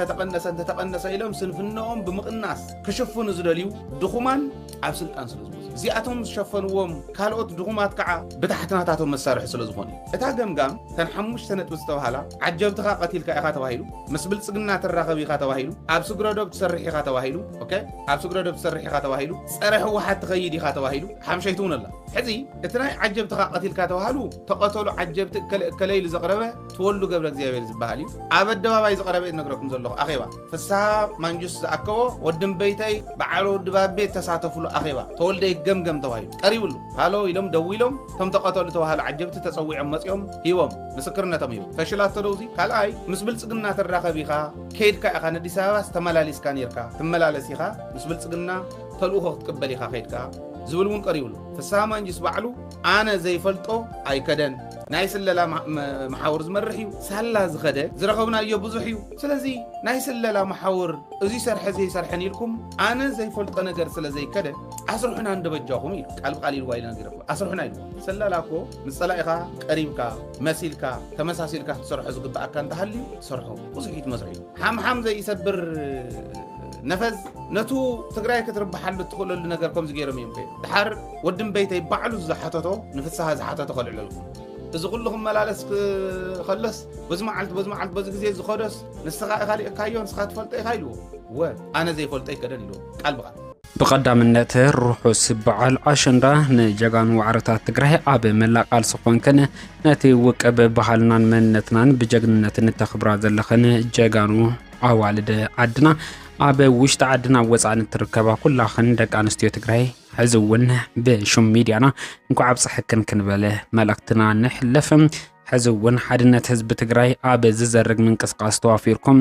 ኣሸንዳ ንባዕዳውያን ሓይልታት ክትሸጡ ትሰርሑ ዘለኹም ተጋሩ ግን ሕደጉም ናብ ልብኹም ተመለሱ ባሕሪ ዝተኸልከሉ ባሕረኛታት ክብሉ ዝገለጽዋ ኢትዮጵያ መን ምዃና ሕልሞምን ናብሮኦም ዘይሳነ ተስፈኛታት ማይ ንኢትዮጵያ ትማሊኣን ሎሚያን እዩ ናይ ትማሊ ታሪኻ ካብ ዓበይቲ ማያት ዝተቐርሐ እዩ ናይ ሎሚ ፅባሕን ምዕባልኣ እውን ካብ ማይ ዝተነፀለ ኣይኮነን ይብሉ ቀዳሞት ኢትዮጵያውያን መስመራት ባሕሪ ተቆፃፂሮም ነይሮም ዓለም ለኸ ንግዲ ተኣሳሲሮም ሓሳብ ሃይማኖት ርክብ ደቂ ሰባት ብባሕሪ ኣቢሎም ኣሰጋጊሮም ደቆም ግን ኣቦታትና ባሕረኛታት ነይሮም ዝብል ናፍቆት ሒዞም ይቕዝሙ ኣለዉ ምትእሳር ኢትዮጵያን ባሕርን ናይ ቀረብ ምህዞ ኣይኮነን ናይ ኣሽሓት ዓመታት ዕድመ ዘሎ ባህላዊ ንግዳውን ርክብ እዩ ስልጣን ኣክሱም ኣብ ገማግም ቀይሕ ባሕሪ ዝርከብ ወደብ ኣዶሊስ ከም ቀንዲ መስኮት ንግዲ የገልግል ነይሩ በዚ ወደብ ኣቢሉ ምስ ሮማ ባይዛንታይን ደቡብ ዓረብ ፋርስን ህንድን ሰፊሕ ንግዲ ይካየድ ነይሩ ይብሉ እታ ሎሚ ዘላ ኢትዮጵያን እቲ ሕዚ ዝግለጽ ዘሎ ከባብን ግን ዝሳነ ይኮናን ተመራመርቲ ከም ዝገልጽዎ ኣዶሊስ ንስልጣን ኣክሱም ከም ካልኦት ዓበይቲ ከተማት ተቁፅራ ገዳሲት ግደ ነይርዋ ናብታ ግዛኣት ዝኣቱ ዝነበረ ኩሉ በዚ ወደብ ይሓልፍ ነይሩ እዚ ታሪኻዊ ሓቂ ድማ ኢትዮጵያ ምስ ቀይሕ ባሕሪ ዝነበራ ጥንታዊ ርክብ ዘረጋግጽ ምስክር እዩ እውን ይብሎም ብሸፈጥ ኤርትራ ካብ ኢትዮጵያ ምግንጻል ስዒቡ ኢትዮጵያ ወደብ ኣልቦ ኮይናላ ካብ 13 ዓመታት ንላዕሊ ብመሬት ጥራሕ ተደሪታ ጸኒሓ ሎሚ ዳርጋ 95 ሚእታዊ ንግዳ ብኽራይ ወደባት ይሓልፍ ኣሎ እውን ይብሉ እዚ ትረኻዚ ሓቃዊ ታሪክ ዘይኮነ ዛንታ ትግራይ ንኢትዮጵያ ንምሃብ እምበር ኢትዮጵያ ትበሃል ዓዲ ናይ ባሕሪ በሪ ነይርዋ ይፈልጥን እንተ ነይርዋ ኣብ እዋን ደርጊ ጥራሕ ብሓይሊ ዝተጓዓፀፀ ወደብ ዓሰብ ንሱ እውን ኣብቲ ሩስን ኩናት ደርግን ሻዕብያን እምበር ኣብ እዋን ሰላም ኢትዮጵያ በር ባሕሪ ወኒና ኣይትፈልጥን እዚ ግን ኢትዮጵያውያን ተረኽቲ እናፈለጡ እዮም ዝትርኽዎም ቀጥታ ምስ ኩነታት ሱዳን ዝተተሓዘ ኮይኑ ሰራዊት መንግስቲ ሱዳን ኣብ ባይታ ዓወታቱን ገስጋሳቱን ጌና ቀጻሊ ዘሎ ሓይሊ ኣየር ናይቲ ሃገር እውን ዓበይቲ ስርሒታት ይፍጽም ኣሎ ዝሓለፈ 3 መዓልታት ብሮባት ሊብያን ጫድን ኣቢሉ ናብ ውሽጢ መሬት ሱዳን ከኣቱ ዝሓሰበ ዕጥቅን ኣፅዋራትን ሎጂስቲክን ናይ ተቃውምቲ ሓይልታት RSF ሓይሊ ኣየር ናይቲ ሃገር ሙሉእ ብምሉእ ክዕንዎን ከቃጽሎን ክኢሉ ነይሩ ሓይሊ ኣየር ናይ ሱዳን ትማሊ ኣብ ውሽጢ መሬት ጫድ ፈጺሞ ዝርከብ ዘሎ ወተሃደራዊ ስርሒታት ሓደ ካብቲ ዓበይቲ ዛዕባታትን ኣርስታትን ኮይኑ ዝርከብ ዘሎ ጉዳዩ ሓይሊ ኣየር ናይ ሱዳን ኣብ ውሽጢ መሬት ቻድ 78 ኪሎ ሜትር ብምእታዊው ነዚ ወተሃደራዊ ስርሒታት ፈጺሞ ዝርከብ ዘሎ እዘን መካይን ነዳድን ኣፅዋራትን ሎጂስቲክን ዝፀዓና ኮይነን ናብ ውሽጢ መሬት ሱዳን የቕንዓሉ ኣብ ዝነበራ እዋንን ሰዓትን እዩ ሓይሊ ኣየር ናይ ሱዳን ነዚ ፍሉይ ዝኾነ ወተሃደራዊ ስርሒታት ኣብ ውሽጢ መሬት ቻድ ኣካይድዎ ዝርከብ ቻድ ሓንቲ ካብተን ምስ ሕቡራት ኢማራት ዓረብ ብምትሕብባር ነታ ኣብ ሱዳን ዝካየድ ዘሎ ኩናትን ኩነታትን ተጋድል ዘላ ሃገርያ መንግስቲ ሱዳን ብተደጋጋሚ ነዚ ሃገር ፃውዒታት ኣቕሪቡ ፀማም ምዝንያ ክትህቦ ኪኢላ እዚ ትማሊ ኣብ ውሽጢ መሬት ቻድ ተኻይዱ ዝርከብ ዘሎ ከምዚ ዓይነት ወተሃደራዊ ስርሒታት ከምዚ ኣብ ስእሊ ንከታተሎን ንዕዘቦን ዘለና 39 ዝተቓፀላ መካይን ኣብዚ ስእልታት ይረኣያ ኣለዋ እዚ ኸ እቲ ዝተኻየደ ናይ ኣየር መጥቃዕቲ ዕዉትን ኣና እውን ከም ዝነበረ ንምርዶ ዘይሸግር ኣይኮነን ክቡራት ተኸታተልቲ እዚ ዜናታትን ናይ ሳተላይት ምስልታትን ሓበሬታን ምስ ወፀ ገለገለ ወገናት ሓይሊ ኣየር ናይ ሱዳን በይኒ ይኮነን ነዚ ስርሒታት ፈፂሞ ካልኦት ሃገራት ብሰማይ ፀብለልትነትን ሓይልን ዘለወን ተሳቲፈን ነይረን ዝብል ገለገለ ፅንፅንታታት ይቐርብ ኣሎ ካብቲ ዝቐርብ ዘሎ ፅንፅንታታት ናይ ስዑድ ዓረብ ነፈርቲ ወይ እውን ናይ ግብፂ ነፈርቲ ኣብዚ ወተሃደራዊ ስርሒታት ተሳቲፈን ዝብል እዩ ከምዚ ዓይነት ሪቶታት ዝቐርብ ዘሎ መንግስቲ ሱዳን ነቲ ዝቐርብ ዘሎ ከምዚ ዓይነት ሪቶታት ክሳብ ሕጂ ዝሃቦ ዝኾነ ይኹን ምላሽ የለን ዝሓለፈ 3-4 መዓልታት ሓይሊ ኣየር ናይ ሱዳን ኣብ ዶባት ሊብያን ቻድን ኣብ ልዕሊ 200 መካይን መጥቃዕትታት ከካይድን ከሎ ሓይሊ ኣየር ግብፂ ተወሳኺ ሓገዛት ከም ዝሃቦ ንምርግጋጽ ተኻኢሉ ነይሩ። እዚ ኣብ ውሽጢ መሬት ቻድ ተኻይዱ ዝርከብ ዘሎ ከምዚ ዓይነት ሰሪሒታት ዕውትን ኣገዳስን ነይሩ። መንግስቲ ቻድ እውን ነዚ ተኻይዱ ዝርከብ ዘሎ ከምዚ ዓይነት መጥቃዕትታት ክሳብ ሕጂ ዝሃቦ መግለፂታት የለን። ሰራዊት መንግስቲ ሱዳንን ሓይሊ ኣየር ናይቲ ሃገር ኣብ ባይታ ከምዚ ዓይነት ዓበይቲ ዝኾነ ዓወታትን ገስጋሳትን የመዝግብለው። ተቃዋምቲ ሓይልታት RSF ከዓ ምብትታን ቀፂሎም ኣለዉ። ኣብዚ 2 ሰሙን እንድሕር ዳ ተኸታቲልኩም ኮይንኩም ዳርጋ ብዙሕ ሞነዋራታት ብዙሕ ሓሶታት ክፍነቐኒ ማለት እዩ። እቲ ሓሶታት ከዓ ዝተኣሳሰረ መጀመርታ ኣብ ወደብ ባፅዕ ካርጎ ከምኡ ከዓ ዝተፈላለዩ ኣፅዋራት ካብ ቤላሩስ ካብ ኢራን ዝተፃዕነ ብክንዲዚ ዕለት ብክንዲዚ ሰዓት ኣብ ኣስመራ ዘይኮነስ ኣብ ባፅዕ ተራጊፉ ቤላሩስ ዶ ዋላ ኢራን ዶ ገለ እናተባህለ ቀፃሊ ዜናታት ክወፅቐኒ ማለት እዚ ከዓ ኮነልካ ኣብታ ሽዑ እንታይ ትውስኸላ ኢራን ትውስኸላ በቃ ኣፅዋራት ይኣትዋ ኣሎ። እቲ ኣፅዋራት ከዓ ንሱዳንን ንኢትዮጵያን ይኸይድ ኣሎ ገለ እናተባህለ ብዙሕ ዘረባታት ቀኒ ማለት እዚ ዘረባ ተራ ዘረባ ኣይኮነን። ኮነልካ ንኤርትራ በቃ ኣፅዋራት ንሱዳን ትህብ ኣላ ብመገዲ ኤርትራ ኣፅዋራት ትህብ ኣላ ብመገዲ ኤርትራ ጌርካ ናብ ኢትዮጵያ ተባሃለ ይስራሓሉ ዝፀንሐ እዩ። ኣብ ንምዝኽኻር ዝኣክል ቅድሚ 4 መዓልቲ ሓደ ሞሳድ ናይ እስራኤል ማለት እዩ ኤርትራ ምትእትታው ኣብ ናይ ሱዳን ኢዳ ትሕውስ ኣላ ከምኡ ከዓ እቲ ናይ ምንቅስቃስ ናይ እስላሚክ ግሩፕ ንዕኡ ኣብ ምብራቅ ሱዳን ትሕግዝ ኣላ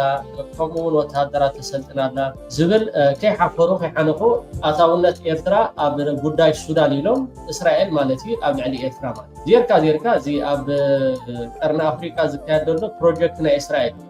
ናይ እስራኤል ምዃኑ እውን ክቡር ፕሬዚደንት ኢሳያስ ኣፈወርቂ ኣብ ዝተፈላለዩ ኣጋጣሚ ከምኡውን ንዓና ኤርትራውያን ሓድሽ ኣይኮነን ማለት እዩ። ጉዳይ ናይ ኣብይ ኣሕመድ ኣይኮነ ጉዳይ ናይ ሱዳን ናይቶም ዝዋግኡ ዘለዉ ይኮነን። እንታይ ደኣ ከመይ ጌርካ ንቀርኒ ኣፍሪካ ህኮት ኢቲኻ ነቲ ቦታ ንምቁፅጣር ዝግበር ናይ እስራኤል ኣጀንዳ እዩ። እቶም ለኣኽታ ከምቲ ዝለኣኸቶም ጉዳዮም ክኸደሎም ስለ ዘይከኣለ በዓል ኣብይ ኣሕመድ ይኹን ከምኡ ከዓ ዳዕመት ሰሪዕ ካብ ሱዳን እንዳተፃራረገ እንዳተሰዓረ ይወፅእ ስለ ዘሎ ሕጂ እቶም ብድሕሪት ኮይኖም ዝልእኹ ዝነበሩ ኣብ ቃልዕ ወፂኦም ንኤርትራ ክጥቅኑ እስራኤል መጀመርታ ኣብ ዓለም ብኸመይ እያ ትፍለጥ እንድሕር ኢልና ኢድ ኣታውነት ካብተን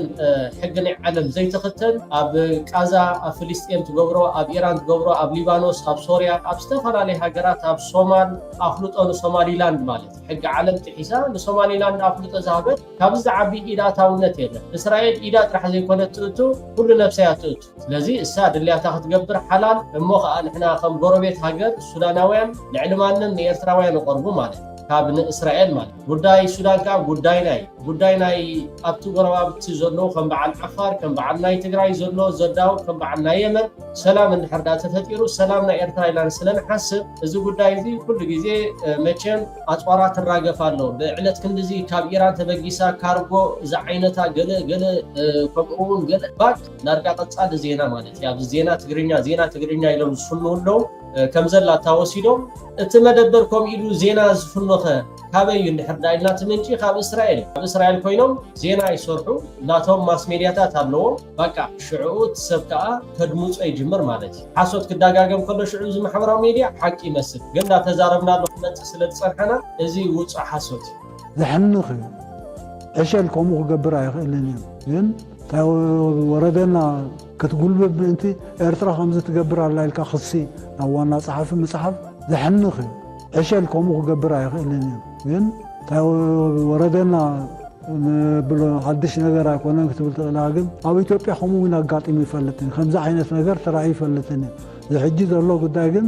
ነቲ ከምኡ ዝብል ዘሎ ዓዲ ውዓል ገዛኻ ሽግርካ ፍታሕ ቅድም ሽግርካ ፈቲሕካ ድሓር ክትከስስ ትኽእል ተዘየሎ ተሰልቢትካ እዚ ኩሉ ገርሂ ይኮነን ብየዋህነት ኣይኮነን ብፅቡቕ ድልየት ዝግባእ ምትሕግጋዝ ተገይሩ ነዚ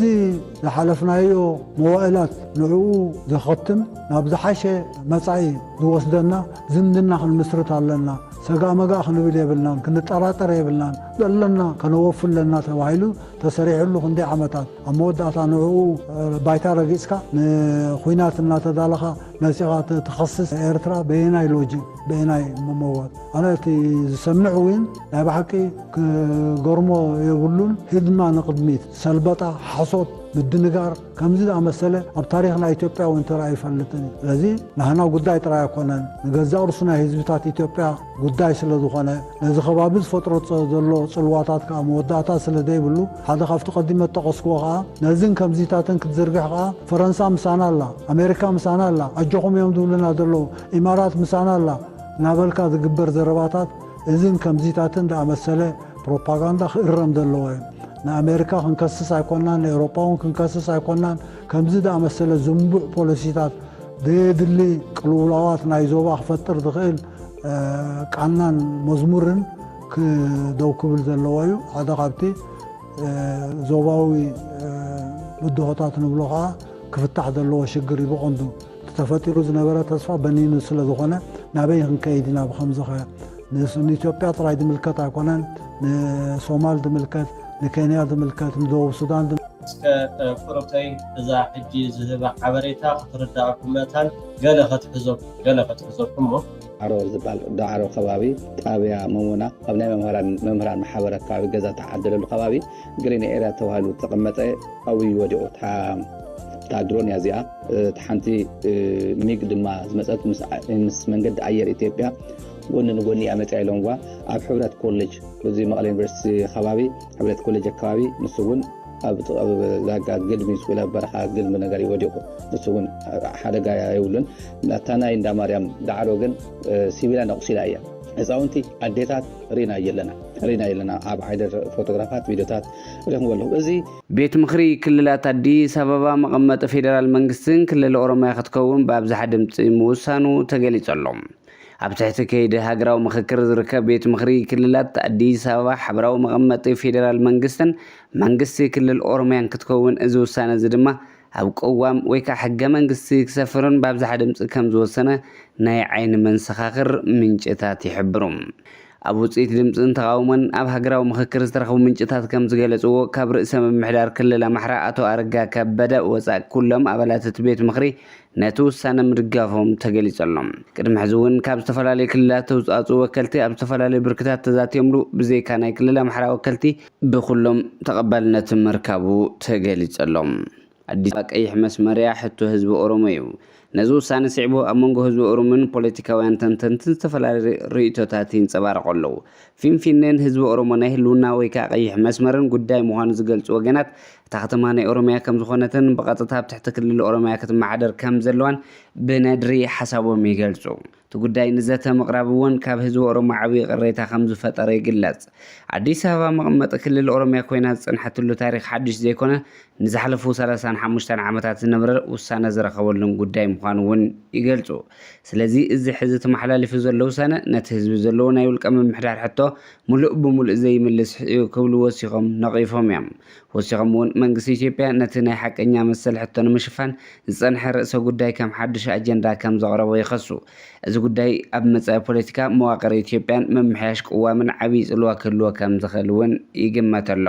ኣብ ትግራይ ዝካየድ ዘሎ ደብዳብ ድሮን ስጋኣታት ፈጢሩ ከም ዘሎ ተገሊጹ ኣብ ትግራይ ክረአ ዝጸንሐ ደብዳባት ድሮን እታ ክልል ኣብ ስንፍላል ገዲፍዋ ከም ዘሎ ዝገልጹ ምንጭታት ናይቲ ከባቢ ኣብ ስቴድየም ተመዲቡ ዝነበረ ባህላዊ በዓል ኣሸንዳ ብሰንኪ እቲ ኩነታት ተሰሪዙ ከም ዘሎ እውን ተሓቢሩ እቲ በዓል ካብ ስቴድየማት ክግበር ተመዲቡ ምንባሩ ኣብዚ ሕጂ ካብ ስቴድየምን ኣደባባይን ወፃእ ክካየድ ምዃኑ እውን ይንገር ኣሎ ቤት ጽሕፈት ቱሪዝምን ባህልን ትግራይ ኣብ ዘውፅኦ መግለጺ ብሰንኪ ናይ ድሮን ደብዳባት እቲ ዓመታዊ ብዓቢ ድምቀት ዝበዓል ዝነበረ ኣሸንዳ ኣብዚ ግዜ ብግዙፍ መጠን ክበዓል ከም ዘይኮነ ብወግዒ ምሕባሩ እውን ተገሊጹ እቲ ቤት ጽሕፈት ወሲኹ ኣብ መላእ ትግራይ ዘለዋ ደቂ ኣንስትዮ ኣብ ከባቢአን ኮይነን ባህልን ክብርን ኣሸንዳ ዓቂበን ክሰርሓ ዘተሓሳሰበ ኮይኑ ናይ ሎሚ ዓመት ኣሸንዳ ኣብቲ ኣፋፋ ሃዋህው ይካየድ ከም ዘሎ እውን ሓቢሩ ኣብ ትግራይ ዓመታዊ ዝካየድ ባህላዊ በዓል ኣሸንዳ ብብዝሒ ተዓዘብቲ ዝስሕብ ኣብ ስቴድየም መቐለ ከም ልሙድ ክካየድ ፀንሑ ኮይኑ ስነ ስርዓት መኽፈቲ በዓል ኣሸንዳ ኣብ ተኽልል ብዘጋጠመ ስጋት መጥቃዕቲ ሰብልዎ ነፈርተ ከም ዝተሰረዘ ባህልን ቱሪዝምን ትግራይ ብወግዒ ምሕባሩ ተገሊጹ።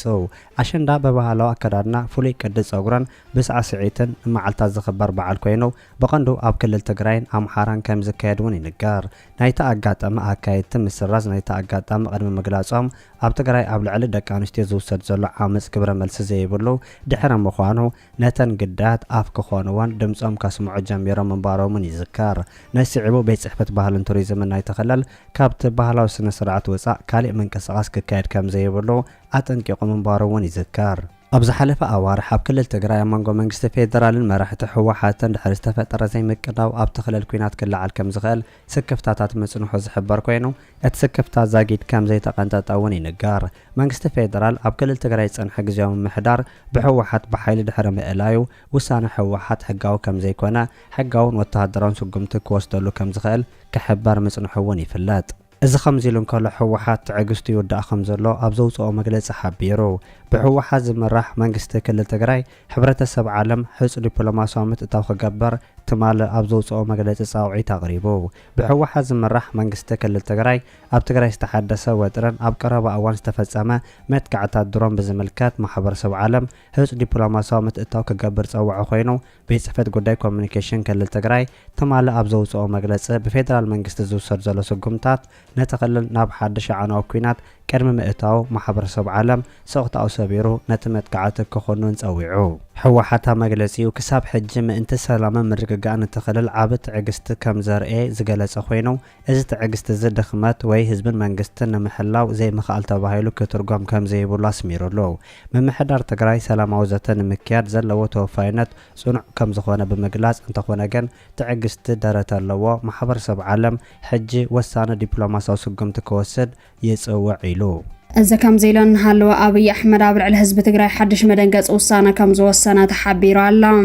አብይ አሕመድ ህዝቢ ትግራይ ብጎረርኦ ንምሓዝ ናብ ትግራይ ዝኣቱ ዝነበረ ዝኾነ ይኹን ቀረብ ክቋረጽ ብምግባር ህዝቢ ትግራይ ብሰላሕታዊ መንገዲ ክጸንት ይገብሮ ከም ዘሎ ዝፍለጥ እንትኸውን ሕጂ ድማ ኣብ ልዕሊ ህዝቢ ትግራይ ንብዙሓት ዘደንገጸ ውሳነ ከም ዘመሓላለፈ ዝተረኸበ ሰበር ዜና ገሊጹ ኣላ። እቲ ሕጂ ዝተረኸበ መደንገጽ ዜና ድማ ግልጋሎት ኢሚግሬሽን ኢትዮጵያ ብግዜያዊ ምምሕዳር ትግራይ ዘይተፈረሙ ሰነዳት ኣይቅበልን ዝብል ውሳነ ከም ዘመሓላለፈ ተገሊጹ። ፓስፖርት ንምርካብ ዝደልዩ ሰነዳት ለተወን ናይ ልደት ካርዲ ይኹን ካልኦት ሰነዳት ጀነራል ወዲ ወረደ ዝምራሕ ግዜያዊ ምምሕዳር ትግራይ ዘይፈረመሎም እንተኾይኑ ከም ዘይቅበል ከም ዘፍለጠ እዩ ዝግለጽ ዘሎ። እዚ ውሳነ ኣብ መንጎ መቐለን 4 ኪሎን ዘሎ ጎንፅን ኣብ ዝለዕለ ደረጃ ኣብ ዘብፅሐሉ ዝተወሰነ ውሳነን ህዝቢ ትግራይ ተወሳኺ ሽግር ከም ዝፈጥረሉ ተገሊጹ ኣላ። ካብ ፍልፍላ ዝተረኸበት ውሳኺ ሓበሬታ ከም ዝገለጾ ግልጋሎት ኢሚግሬሽን ኢትዮጵያ ተወሳነ ምውሳኑ እምበረ ተወሳነ ካብ መዓዝ ጀሚሮ ተግባራዊ ከም ዝገብሮ ግን ዛጌድ ግልጽ ዝኾነ ሓበሬታ ከም ዘይተረኸበ ተፈሊጡ ኣላ። እዚ ከም ዘይለን ሃለወ ኣብ ምዕራብ ትግራይ ብዝተለዓለ ውግእ ብዙሓት ከም ዝተጎድኡ ሕጂ ዝተረኸበ ሓበሬታ ገሊጹ ኣላ። ዘብዒ ተከዘ እናተባህለ ዝጽዋዕ ወራራ ሓይሊ ብገበነኛ ደመቀ ዘውዱ እናተመርሓ ኣብ ልዕሊ ተጋሩ ነበርቲ ምዕራብ ትግራይ ምስካሕካሕ ገበናት እናፈጸመ ከም ዝጸንሐን ሕጂ እውን ይፍጽም ከም ዘሎን ዘይሻራዊ ፍልፍላት ሒዘምዎ ዝወፁ ሓበሬታ የረድእ። እዞም ብደመቀ ዘውዱ ዝምርሑ ጽንፈኛ ሓይልታት ኣብ ምዕራብ ትግራይ ዝነበረ ህዝቢ ትግራይ ዋሪሶም ድሕሪ ምብራሮም ምዕራብ ትግራይ መሊሱ ዝወስዳ ሓይሊ ፍጹም ኣይህልን እናበሉን ዓመታት እናፈከሩ ከም ዝጸንሑ ይፍለጥ። ይኹን እምበር ምዕራብ ትግራይ ብሓይልታት ጽምዶ ተኸቢባ ስለ ዘላ ናብ ግንባራት ከቲትኩም ሓገዙ ዝብል ትእዛዝ ካብ ብልጽግና ምስ ተዋሃቦም ንሕና ናይ ከባቢ ጸጥታ ምልሻ ኢና እምበር ሰራዊት ኣይኮና ናብ ግንባር ወፊርና ምስ ፕሮፌሽናል ሰራዊት ክንዋጋእ ኣይንኽእለን ኢሎም ከም ዝዓመፁ ዝተገለጸ እንትኸውን ኣብ መወዳእታ እውን ኣብ መንጎ ዘብዒ ተከዘን ሰራዊት ብልጽግናን ብዝተፈጠረ ናይ ተኹሲ ልውውጥ ካብ ሰራዊት ብልጽግና ጠቕላላ ዝቆሰሉን ዝሞቱን 7 ካብ ዘብዒ ተከዘ ድማ 10 ኣባላት ከም ዝሞቱን ከም ዝቆሰሉን ዝተገለጸ እንትኸውን ሕጂ እውን እቲ ጎንፂ ከም ዘይሃደአን ብዙሓት ኣባላት እቲ ዘብዒ ተከዘ እናተባህለ ዝጽዋዕ ጽንፈኛ ሓይሊ ይሽፍቱን ይጠፍኡን ከም ዘለውን ዝተረኸበ ሓበሬታ የረድእ። ብሄራዊ ምክክር ኮሚሽን ብዝብል ድራማ ስልጣን ብልጽግና ንምንዋሕ ኣብ ኣዲስ ኣበባ ክካየድ ዝጸንሐ ሓድሽ ፖለቲካዊ ድራማ ሎም በዓንቲ ተዛዚሙሎም ስርዓት ብልጽግና ብፍላይ ውልቀ መላኺ ጆኖሳይደር አብይ አሕመድ ስልጣኑ ውሕስ ንምግባር ብሔራዊ ምክክር ተኻይዱ ኢትዮጵያን መኺሮም ዝብል ሓድሽ ድራማ ሒዙ መምፁ ዝፍለጥ እዩ ንህዝቢ ትግራይ ሙሉ ንሙሉ ዘግለለ ንኣምሓራ ብኸፊል ዝኣለየ እዚ ብሔራዊ ምክክር ኮሚሽን ዝተብሃለ ኣኼባ ኣብ መወዳእታ ኣብ ውሽጢ ኢትዮጵያ ዘሎ ፀገም ኣብ ክንዲ ምእላኝ ንኢትዮጵያ ተወሳኺ ናይ ፖለቲካ ቦምብታት ሒዙ ቀልቀሊሉ ይርከብ ኣብ ጉዳይ ኣዲስ ኣበባ ኣፈላላይ ክፈጥር ዝኽኣለ እዚ ምክክር ኣኼባ ይዛዚመ ብዝብል ሓድሽ ድራማ ናቲ ኣብ ኢትዮጵያ ዘሎ ፖለቲካዊ ቅልውላው ዘጋድድ ውሳነታት ሕሊፉ ከም ዝወፀ ተገሊጹሎ ብረገጽ ኣብቲ መድረኽ ኣብ ጉዳይ ዓሰብ ሓደ ውሳነ ወሲኖም ኣለዉ ኤርትራ ትበሃል ሃገር የላን ዓሰብ ናትና እዩ ዝብሎ ሓደሽቲ ሓሳባት ኣብቲ መድረኽ ብዕምቀት ዝተመኸረሎም እንትኾኑ ኣብ ልዕሊ ኤርትራ ወራር ዝፍጸመሉ ባይታ ዝፈጥር ሓደገኛ ስምምዕነት ተፈጺሙ ከም ዝወፀ እዩ ዝተገለጸ ካብዚ ብተወሳኺ ኣዲስ ኣበባ ካብ ኩሎም ህዝብታት ኢትዮጵያ ተመንጥሎም ንኦሮሞ ጥራሕ ክትከውን ዝተገበረ ሓደገኛ ውሳነ እውን ከም ዝተወሰነ ንምፍላጥ ተኻይሉሎም እዚ ውሳነ ንኩሎም ኢትዮጵያውያን ጥራሕ ዘይኮነስ